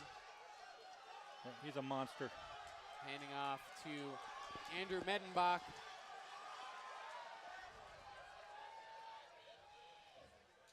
And SDC going into the free roll at about 23 seconds. Well ahead of the other two buggies there. It looked like about 29 seconds. And we know Melissa is used to this speed, but that seemed to be a deterrent from her normal line, what she just took, so we'll see. Right, there's a slight lag on the on-screen clock, not nearly to the extent we saw in previous heats, so these times are, if you pull it off the screen, they're motoring. 49 seconds, that's one of the better times, if not the best time we've seen. I believe Pika A also rolled somewhere close to that. Here we are coming up to the chute. Fighting it, fighting it, fighting it. Oh, yeah. Not the prettiest turn I've seen. It's definitely shed some speed there, but, you know, through is better than not. That's right. And the other buggy's not in sight as a Hill 3 pusher picks it up. That is Steve Ford.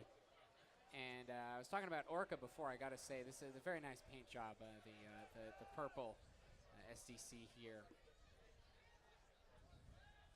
As we have Hill 4 now, Sam Thompson. And he pushes a different Hill 4 than we've been seeing. You know, he pushes it and really lets it get ahead of him. He's a monster bump. That was a little swerve there, right at his last shove going into the Hill 5 handoff. And this is going to be a very good time for SDCA. They will come across at approximately 2:04, 2:05. Though we think our Though time they're- isn't right because that's what Fringe looked like as well, but we know they finished with about a 2:07 low. And here is That's Sigap B with a very good time as well. Yeah, absolutely. And A Pi A coming here at going to be right about 2:30. Crossing the line, and again, barring any men's re-rolls, which we do not anticipate, that seems to be it for the men's preliminary heats. We will get the official times to you, as we have said many, many times. There are those times are up there close, but not the official times, and sometimes they can be even a couple seconds off. We'd like to remind you to remain off the course, even though we are done with the men's preliminary heats. We will have the women's re-rolls at 11:20. It'll be Fringe C, 11:30 Pica A and Sigap B, and at 11:40 we'll have SAE A and Sigap C. So this is pins and needle time for Fringe A and SDCA, trying to figure out where exactly did SDC stack up. To me, it looked like they got them, but we haven't really had accurate on-screen clock data all day, so it'll be very interesting. This is when it's hard to breathe when you're chairman. This is a bad time. Yeah, it is. And I think that's where you'll also see if they did beat Fringe, that's the pushers, because that line was not Bonsai's. You know, Bonsai clearly had the better free roll, the more controlled line. But does it matter? You know, not if she came in second. Now, going into tomorrow, based on what you've seen today, Fringe had a good roll, SDC had a good roll, Pica was looking very good. What are you expecting to see tomorrow in terms of? I'm not asking you to give win, place, and show here, but well, the first take I have is that SDC was lucky to get through the chute there. I mean, that could have been ugly for them, and that's why you have the race, is you make it or break it. And they've had a great run of making it, despite having what has to be considered a less stable layout in terms of the traditional trike versus what Fringe is running. Fringe had a perfect line, so they have to be asking themselves, well, what can I do to go faster? SDC going, wow, I'm lucky I made it. Yeah. So from my take, SDC could go faster, right? Because they clearly shed some speed there in the chute.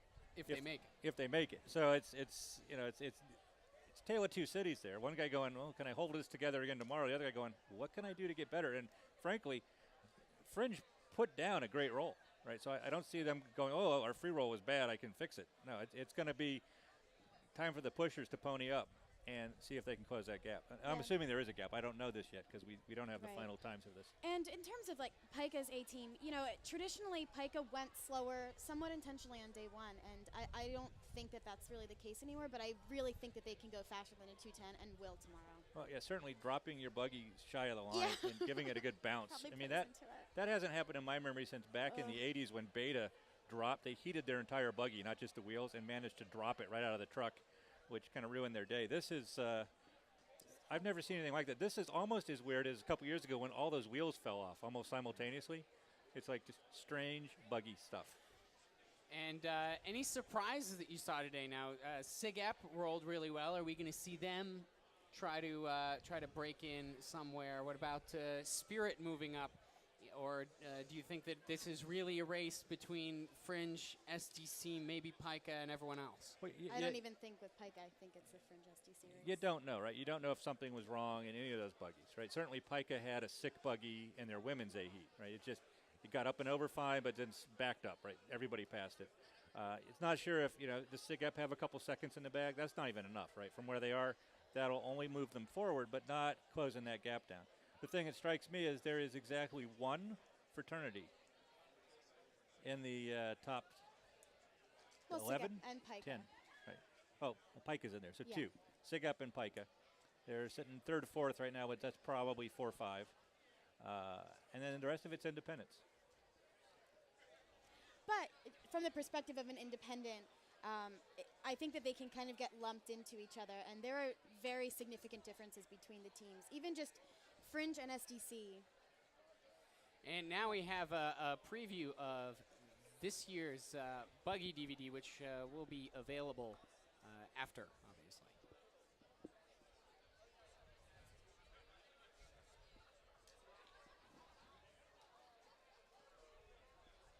It said trailer. I don't know what trailer.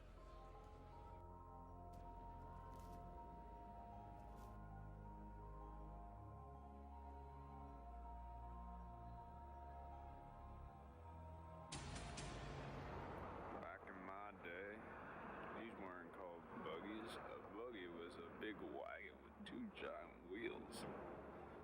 These things are little people movers.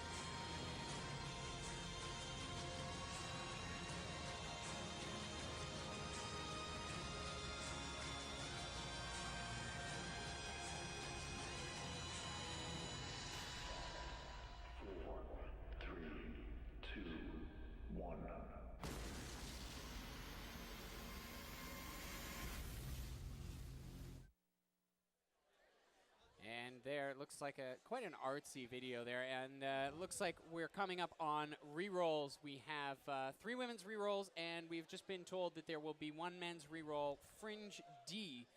I'm trying to remember what exactly happened in their heat to... Although we do want to say we have the time, and SDCA got a 2:05 high. So Wow. SDCA will sit in first place. You can see it up on the leaderboard. SDC A 205, Fringe A 207, SDC B 208, and SIG-Up A 209, Pika A 210, Fringe B all the way down. There's a big chunk. There's that Big top jump. 5, and then everyone else. Fringe B with the 216. Right, notable, but missing from that list, CIA-A. We talked about them as having a great culture, talked about them as having, this great time at Buggy, but their A team just broke the top 10 with they're sitting right now in 8th with a 219.2. So it actually bumped the 10th place Buggy is SDCC, so Spirit B, Fringe C, and Sigma Nu A are all out of the men's top 10 right now. So amazing time for SDCA. I think their front hills can claim a pretty good chunk of that. They looked visibly stronger than anybody else I saw going up and over today. I don't have a stopwatch on them, but they were tough cookies. Very nice tree there. We are coming up on the Fringe C women's team re-roll. Right. I believe the story there is there was the first heat of the day. We were surprised up here in the broadcast booth. I think they were surprised as well. And I was standing next to their Hill 2 pusher, and no buggy showed up. And it's a lot of confusion, but it's great that they're getting a shot at this.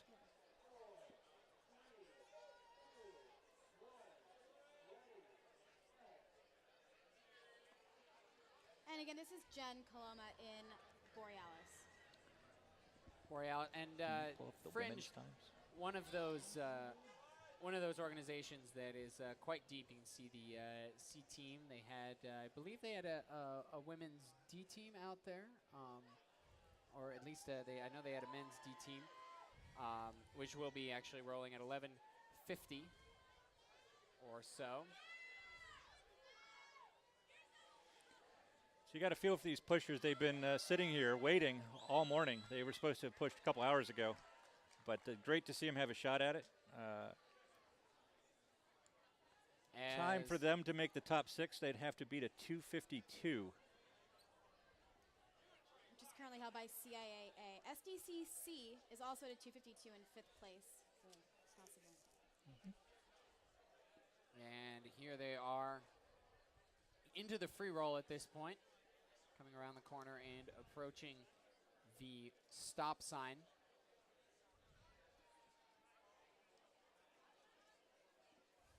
Seems to be coming in at about 1:15 at the stop sign. So far, pretty clean roll here. Taking a wider line than is the typical Fringe line there. Into the chute here. Nicely done. Yep. You know, our eyes get attuned to seeing the speed of a men's roll, and then you right. you jump to a women's roll, and you clearly see the difference that the push-off makes. Because same buggy, same wheels, same driver. Yep. About 10 seconds slower, Absolutely. and visibly slower.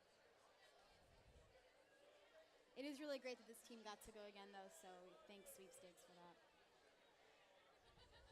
We'll have Pika A and Siget B coming up after this as the transition goes to Hill 4 here.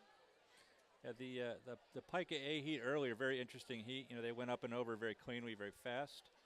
But then something went wrong, and they started backing up. But in order to not be fouled, the buggies that pass you have to pass you with grace. And if they nail you, well, that's your ticket for another ride. And so, you know, Pika lucked out here because their lack of speed wasn't because they were fouled, but the foul bought them a reroll. Yep. So you get. And, you know, we saw that with them, it might have been 2 years ago. With Signu, I believe I it was. think it was Signu. there Yeah, and there where was a collision, but there actually was an additional mechanical error with the Pika buggy. So that's a tough call to make. Yep. I believe, yeah, there was 1 year in which a piece flew off of yes, Signu exactly. buggy. A fairing or something Well, wonderful. you have to conserve duct tape because you got to think the long haul. So that piece saved. They probably used it this year. Across at Yeah. 3:11, and that will not be enough to push them into the top 6. Puts them roughly 12th, 10th, 11th or 12th, right, with SIGET B and CIAB. But, So nicely done. Beautiful buggy. Love the color. Yeah, it's a nice, nicely done. You know, the one thing that you can say about both the SDC and Fringe buggies is that, you know, they look fast. And typically, you know, when you're that buttoned up as an organization and as a designer and builder, that translates. You know, if it looks fast, it is fast, and you can clearly look at a buggy and go, that will never be fast. And you don't say that about Fringe buggies. You don't say it about Pika buggies. You don't say it about SDC buggies. I'm not going to name the opposite end of the spectrum. right. You know who you are. You can do better. There, I said it. They're called racing stripes. Yeah. And as we're waiting for the second women's reroll, and looking at the drop test for Fringe C, going to go again, recapping today's action, both the men's and the women's. You've got, I see on your on your paper there, CIA with an exclamation point. You really like That's what you saw from that I organization. I'm a new fan. They've been here forever, right? They've had some moments of brilliance. They had a race in 1981 where they just shocked the world. It shattered the record by like 5 seconds, and that was sort of their one cornerstone. Here they are with if we have rolls tomorrow, they will be in the finals for both men and women's. Is that a first for them, or at least in a really long time? In a long time. I mean, they were a power in the 80s, but Right. they have, they've hung in there. They've had fun, and sometimes fun and persistence pays off. They haven't lucked into this. I mean, this is there's not like a bunch of spins and DQs that got them into the second day. This is a legitimate, well-earned trip to the finals. So That's right. kudos to CIA, both men's and women's. Looks like we have about a 5-minute break before the next roll. So if you were waiting for the start, you've got a little bit of a break here. It is a gorgeous day. Sun is now beating on my back, and a couple people have texted me going, what the hell happened to your arm? I will say this, I had some shoulder surgery. It actually feels better now than it did before I had the operation. So, Well, that's usually what the operations are for. yeah, usually, but I just hit that mark because it kind of was Yeah. not a good week, and then it's gotten better. So thanks for the well wishes, everyone out there. You're And, supposed to say that you got attacked by a wild animal. yeah. As you, It's an old buggy injury, but no. Exactly, no. exactly. You're supposed to No. liven it up a little bit. No, it's just fairly routine orthoscopic surgeries. They went in with the little probes and fixed things, and I'm very happy. That's good. But That's I also I have my stash in here, so no, I'm just Oh my gosh. But hi, Mom. No, there I'm waving. But I'm not sure what happened with Fringe D. I think they were in the back of a heat there for the men's that got caught up with Was that now? Were they on Apex the same? A, so they probably had to pass and maybe got fouled. Yeah, that was. Or- I believe that was the Spirit yes. A. The double the side roll. Triple barrel That definitely could cow be it. roll. That, Well- that might have had an impact. Yeah, a lane interference. Lane violation is usually serious business. That may also not be good news for Spirit A. I mean, we have the times, but That's right. we don't know who got DQ'd, who had what problems. You still have to pass the safety in the truck. Yep. You have to pass your drop test. We don't know of any failed drops, but we haven't really been paying attention. And, if there's any kind of a violation where you're at fault, that doesn't bode well for you. Usually you're out, and whoever was fouled gets a reroll. So we have a bunch of rerolls. That means there were some bad guys. That's right. Now that being said, we did not, since Spirit A was so far ahead of the other two buggies, we don't really know because we could not see them on the camera shot what was going on. We know that there was a pass Right. at some point. So perhaps that there was something, although we did see Spirit A with the gymnastics over the couple different lanes. Right. We will keep you informed. Right now it's just a bit of conjecture up here. Yeah, we are not officials. We are merely commentators. Our opinions are And- not and valid. thank God for that. Yeah. Well, and in the past few years, too, some of those rerolls came, again, like when Signu lost a hatch or duct tape or something. Any loss of mass, you can make the argument that how does duct tape actually help you win, or losing that piece of duct tape, how does that help you win? But if it interferes with the driver's vision, it interferes. So, it's tough to call a DQ and those types of things, but it's good to let drivers get their reroll if they deserve it. Also, I will add that it's been common lately to go ahead and grant the reroll if you claim a foul. Yes. And then judge later on whether or not there was actually an infraction. That's true. It's not. These Because are not official. you don't get a chance to give them a reroll later this afternoon when you make up your mind. You can grant the reroll now and then decide later if it sticks. Yep. And that's the very good development. I mean, we didn't used to do that in the old days, and I think people got robbed. This is a nice way to run sweepstakes, and it's a nice development that's happened in the last few years. Definitely. All right, we have some pushers down at the bottom of Hill 1, And so a future they're in pusher place. as well, a couple of future pushers. I'd like to remind everyone to make sure to clear the course as we are still rolling. And in fact, we are coming up on a heat between Pika A and Sigat B. It'll be interesting to see how the mechanical issues for Pika A are resolved. They had some problems, and obviously they had a bit of a collision, which is why they were granted Mhm. the re-roll. We presume. Right. And, you know, again, hats off to Catherine in this. And so this is Catherine Lee and Zeus. And it would have been easy for her to kind of lose control and get flustered getting hit there. And she's, you know, she did great. Now she's back out and ready to go.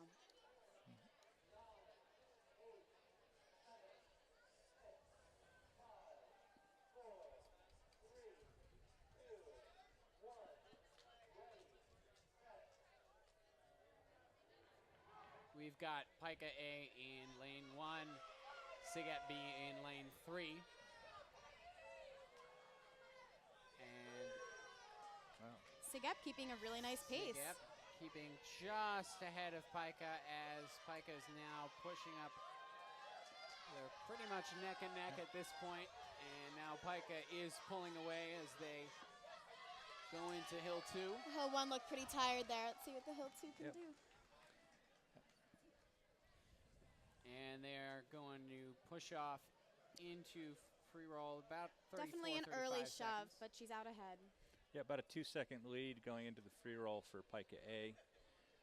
This is right about, they did this last time, and right about here is where things went sour. So it looks like they're maintaining that lead. We'll give it a 2:52, I believe, is the I think they're time to beat if they want to get into the top 6 and continue on to tomorrow's heats. It actually looks like Sigat B is catching them here. 108 or so, and as they pass the stop sign, Sigat came around at about 110. Yeah, definitely narrowing the gap, but not quite enough for a pass here. We'll see what happens in the rollout. The pushers should take care of it in the back house. And this is very close. A bit of wiggling there. I think you're about to see what a bad line does to you in a rollout versus a clean line. It's going to be a pass right here. Hopefully they see. Oh my gosh. A little bit, maybe a collision. Like there hard was to see. some contact there, These although two. it was tough to see. It looked like From the both back perspectives, of too. Sig App might have grazed the front of Pika A, but not sure from the angle there. And that's one of those situations, again, it is up to the buggy that was behind to pass responsibly. So Pika did the right thing, and she stuck her line as best she could. And now, Sigep was involved in the heat with Fringe A women's earlier where they got the break flag and were asked to stop. Well, that was right? a different Sigat. Oh, was that? buggy. Okay. So yeah, that was Mamba, their new one. oh, okay. I'm a little I know, confused. it's I'm not it's a sure long why day. Sigep B would be re-rolling then. Cause It was the lost my same mind. sort of incident. I think there was just lots of collision happening in that heat before. Again, that's us speculating without any we official have, reason. yeah, no real ideas. And Sigat B now well ahead of Pika A. And they're both looking to get into the 2:52 time that would put them into tomorrow's heats. Looks like Sigat B is going to come up fairly close to that. Might not make it though, as looks like they will come across at 2:55. Yeah, I think just out of touch. Pika A coming up at 3:04 as it crosses the line. Now, again, very interesting. We saw there might have been some contact. Obviously, Pika will want to be asking their driver. Yeah, you know, this is a tough thing because it's a re-roll. When you have a collision on a re-roll, the point of re-rolls is to avoid that. So it's actually interesting that sweepstakes allowed these two to roll at the same time. I'm not sure that I would have made that decision. And were I still head judge right now, I would probably wonder if Sigep should be DQ'd because it seems like if there was collision. You know, I just saw the re-roll, and it actually looked, we saw the tail end of it. Unless it happened right before that, it looked pretty clean here. Okay. But you normally wouldn't expect Sigep B to be able to roll with Pika A. I know, mean, that's just, right. that's the mindset that you would put into this. Go, no, that should be fine. They should be up and over first. They should clear it. But you saw the entire free roll, Sigep was gathering them in. Yep. Right? They were about 2 seconds back at the shove, and they were about a second back at the stop sign. Oh, that is got a replay right here. That is, there is contact. We go. There's a bit of a touch there. And what it means is, I think that's on Tara and Paragon. I might be wrong. She could see Zeus, and that's basically the be-all and end-all of it. It's tough. What do you do with the reroll? Do you let her roll again, the Pika Buggy? I don't know. I don't even think that's in the team's best interest. Right. If we could cue that one more time, I'd love to see it a third time. I'm a junkie for replays. Sorry. And here we are as they both go to the drops. Very interesting, and you wonder whether, obviously, here as we see, and there Can we go was even earlier? Is that possible? definite contact there. Absolutely. Yeah, two objects trying to occupy the same space, and Does that work? The onus is on the rearward buggy to pass cleanly, Yes. and it's hard to say what the officials are going to say. I would have to. I hate saying this. I'd have to give that one to Pika. Absolutely. And, you know, it's a tough, when you're in the heat of the moment driving right there and you see an opportunity to maybe pass, the emphasis is on the maybe. And, you know, this is tough to say, but she should have braked.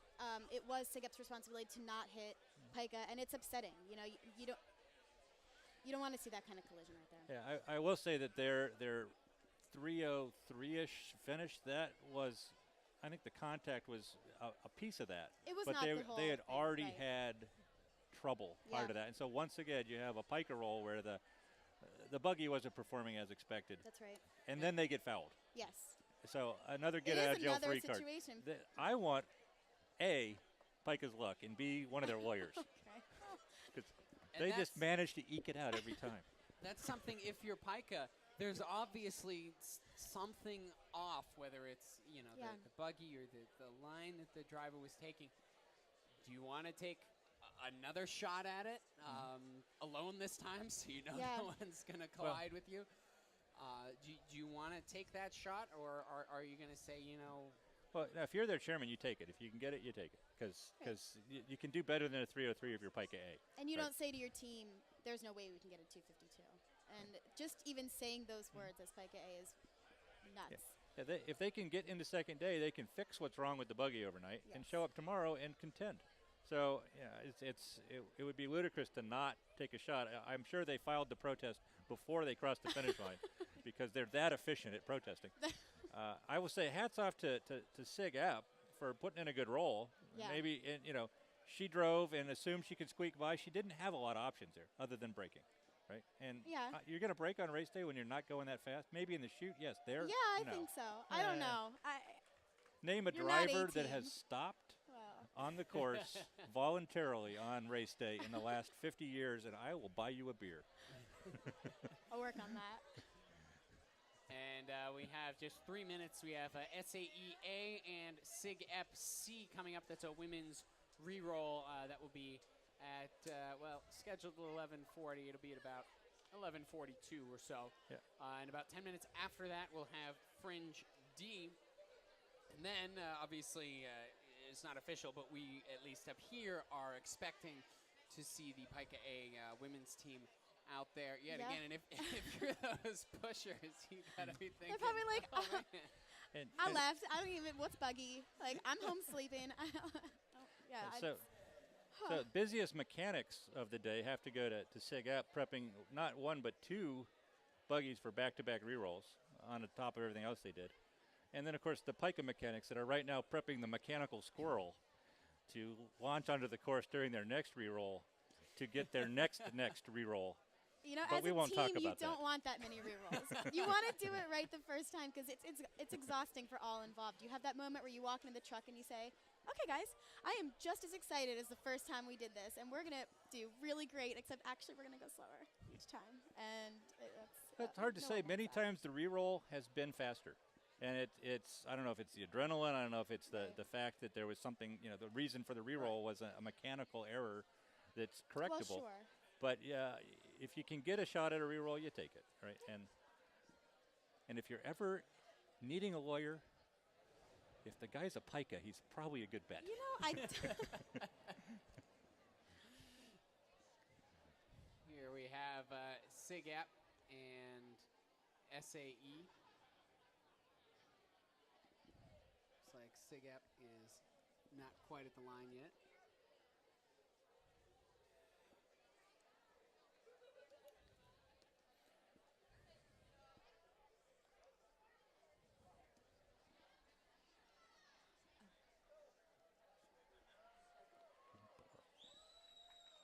continues the third women's re-roll here.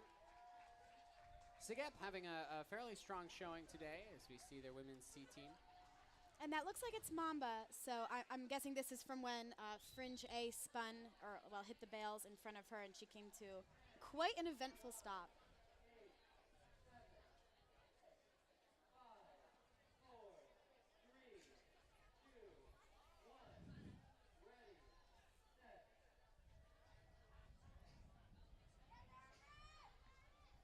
And both buggies are off here.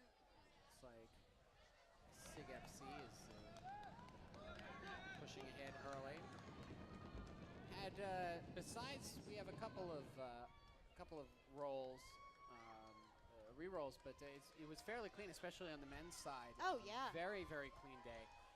We talked about the sort of the year of the spins. Right. And we had obviously the rain out last year. In 2010, on the second day, there was the drama involving SDC. So far, again, knock on something. Right, that did happen on day 2, but it's yeah. This has been it's been a really nice race day. It's been really great to be here with everyone, and you know, there are some things that certainly are standing out as surprising. We thought we'd see faster times than we are from the top heats. We see 3 SDC teams in the top 6 women's and no Fringe teams, but a CIA team. So it's quite a year. Here So is, I believe that's Rubicon. SIGFC. That's SAEA actually in that's front, SAEA and at about hopefully having a 1:15. very uneventful roll here because it's a huge gap. So it's really up to the drivers to get home cleanly. And there we see Mamba coming up behind her. This just feels like slow motion after watching the men's heats. I'm sorry. She approaches the chute and Uneventful. fairly clean there. Awesome. Going Great. through. And she's a vet. You know, Lauren's great. She knows what she's doing. And even when she has incidents, you know, she is in good spirits. I see the pusher waving the buggy up the hill like that will If work. only it worked that way. Yeah. If it does, maybe don't tell sweepstakes. Well, maybe that's Magneto's daughter. She can do the mind thing. But fixing the sunglass is also good form. Well, you need priorities. I'm right heckling. Now, so. I'm reduced to heckling. I admit it. You talked about it earlier. How do you get yourself psyched up for a re-roll as a pusher, as a driver? Obviously, you spend so much energy for the first heat, and you must. You want to feel just go once, and you want it to be great. I had I guess it was my senior year. So this is 2009, and my A team had an incident and did re-roll. But she was against, it was Fringe A against, I guess, SDCB, and SDCB did an amazing roll. I guess it was C1 in Psychosis.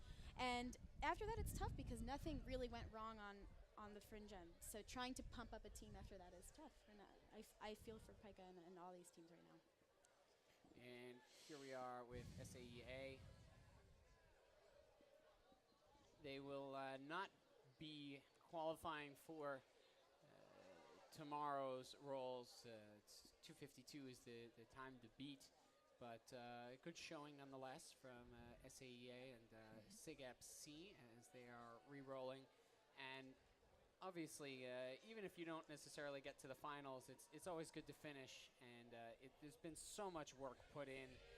We talk so much about the top 3 and who's going to do it, and there are a lot of people for whom, especially the new teams and smaller organizations, for whom just the racing and the race day itself is the final goal. Of course. And it's great to see everyone out here. We've got so many people here watching.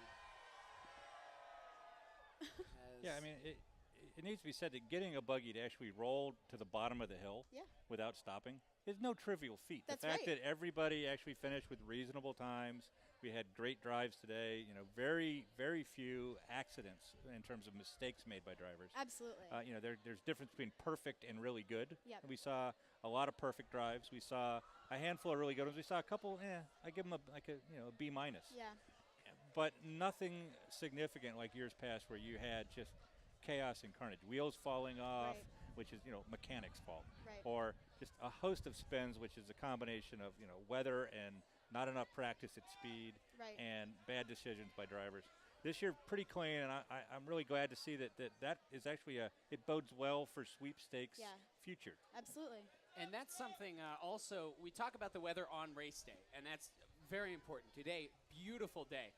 But the weather leading up to race day is just as important, Absolutely, yeah. if not more, because as I remember last year, sitting in on some of the meetings, there were canceled free rolls. Yep. There were a lot of rainouts, and that affects how many times the driver actually gets into the buggy Yeah. and actually does that turn into the chute, Right. and that sort of experience.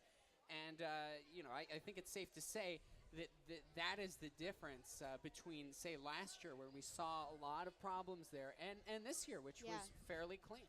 And 2 years ago, we had the blizzard that quite literally delayed rolls, I think a month and a half, 2 months. It was insane. And, it was completely ironic because I was prepared to go in January. I think I wanted teams to come out and, forego winter break. Like, guys, I'll be there with a clipboard. If you want to go around, I'll push it. Don't worry. When we do have 5 minutes to the last re-roll. Who is up next? That is the Fringe D team. Okay, the men's race. The men's race, and as we said, we aren't entirely sure about why Right. they are re-rolling.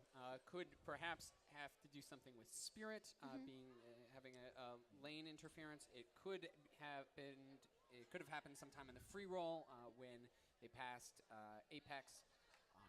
Not sure Yeah. entirely. We're still waiting on whether Pika A will be re-rolling. And it sounds like actually the Pika A women's team will not be, at least as to what we are being told. So this will be, again, to the best of our knowledge, the last re-roll. Okay. This is it. Yeah, and this is the last roll we're hearing. So Pika A, whether it's they decide not to challenge or whether their petition was just not granted. Or those pushers need a nap. I mean, I could respect that. I could use some juice and a nap. Yeah, it'd be all right. And All right. 3 minutes There are 3 until minutes. the final roll.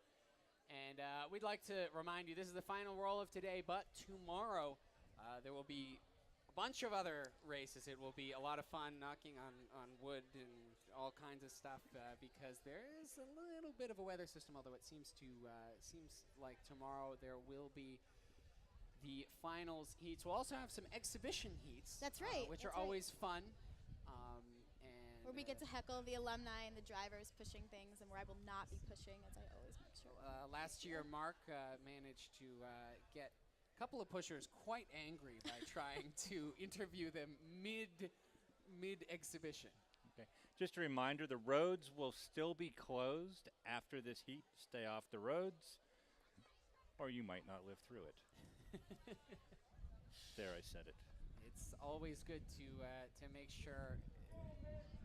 It's amazing that they are able to block off all the roads around here, and obviously safety is a huge part of this. They might not look like they're going too fast when you're watching them on the TV or something, but these things are going pretty fast. Yeah. Especially coming around the corner. We know Bonsai and Malice, Bonsai last year and Malice the year before, on its prelim day, were probably going about 40 miles an hour, and it's those girls are tough. Yeah. And so just looking at the top three where they sit right now with the gaps, SDC looks like a 5, looks a lot lower than a 7 until you start looking at the next digit. And it's really not much different than the gap last year. That's right. It's just over a second. It may look like 2, but it's really like 1.3 if I can do any kind of adding. And that's a closable gap, right? That's the difference between a pusher having a good day and a bad day. Any one of 5 guys. And so there's 10 guys out there that all need to show up to make the difference. And then you look back to SDCB, and it's another small gap. It's just, again, slightly over a second. In fact, slightly closer. So you got to imagine SDCB is going, hey, we could take Fringe A. And Fringe A is going, hey, we could take SDCA. And SDCA is going, hey, we got this. But at the same time, they're all going to be trying as hard as they can to step up. So no sleep for mechanics, no beer for the pushers. And hopefully we'll see you guys here tomorrow. It'll be awesome. I think it's looking good. And it looks like 2:20 around around 2:20 is the time to beat for Fringe D if they would like to get into the top 10. Right now, Fringe A and Fringe B are in the top 10, so there's not too much riding on the D team. Although obviously, every team would like to get into the day 2.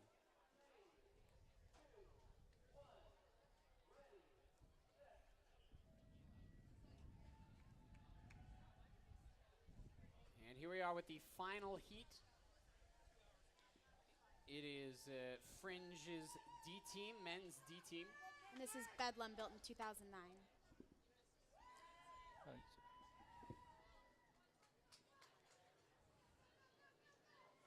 Nicely done for a D team Hill 1. Here we are into the free roll. We unfortunately don't have a time, but a nice shove there. The buggies here very well spaced. I don't know. I think the truck in back is gaining on perhaps. the buggy. Perhaps. The truck in back never seems to pass. I've No, always they wondered that.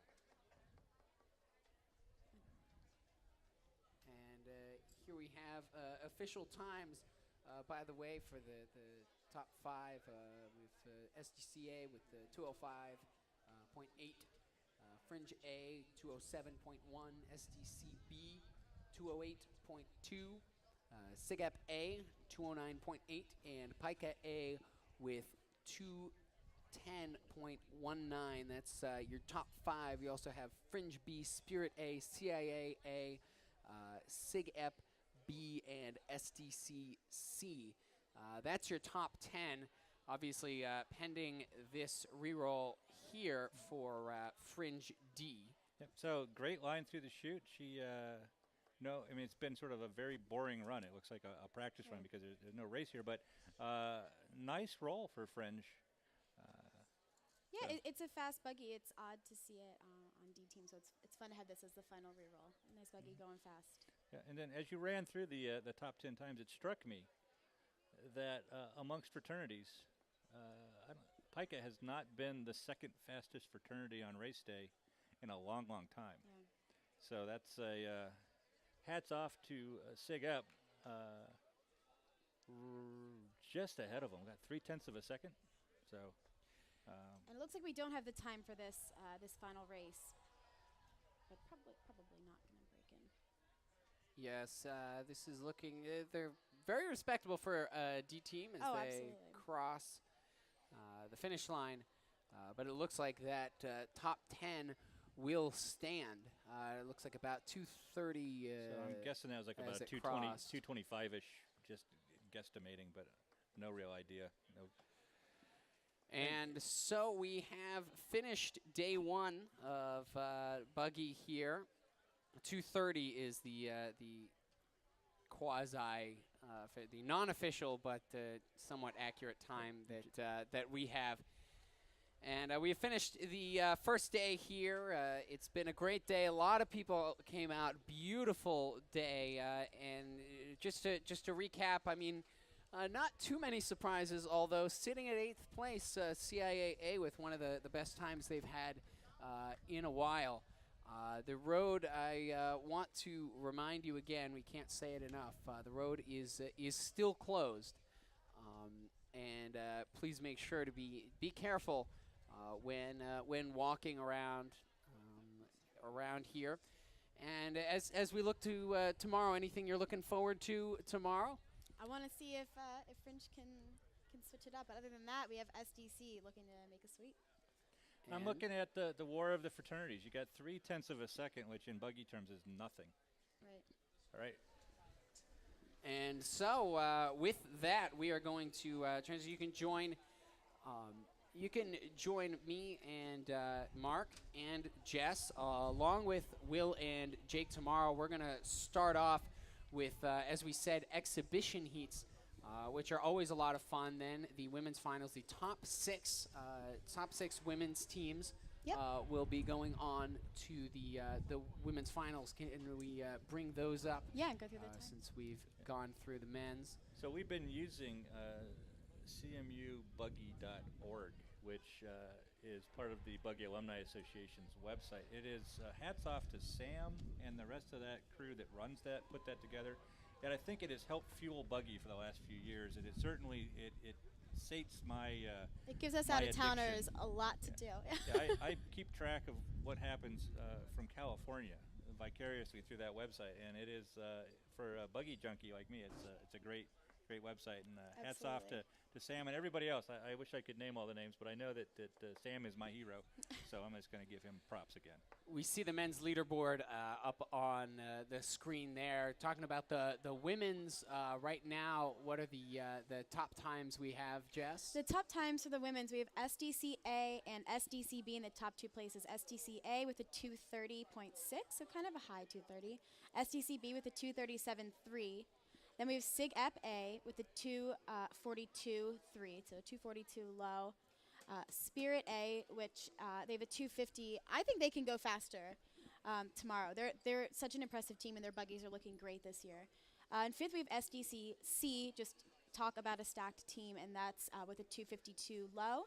And then CIA A rounding it out with a 252.5, and notably absent is Fringe A, and notably present is CIA A. So quite a top 6 for women's. And quite a battle for what looks to be 4th. You got good gaps in between 1st, 2nd, and 3rd, and all the way back to 4th. But 4th, 5th, and 6th are almost on top of each other. That's right. Those are up for grabs. Of course, all the places are up for grabs because you actually have to execute on race day. Yep. And a bobble from SDCA, and you could have somebody else coming in it. Likewise, on the men's side, very tight pack for the top 3, and a little bit of a gap. Then you got a battle for fraternal supremacy. That's right. And then you've got my new favorite team, CIA, that threw down today, and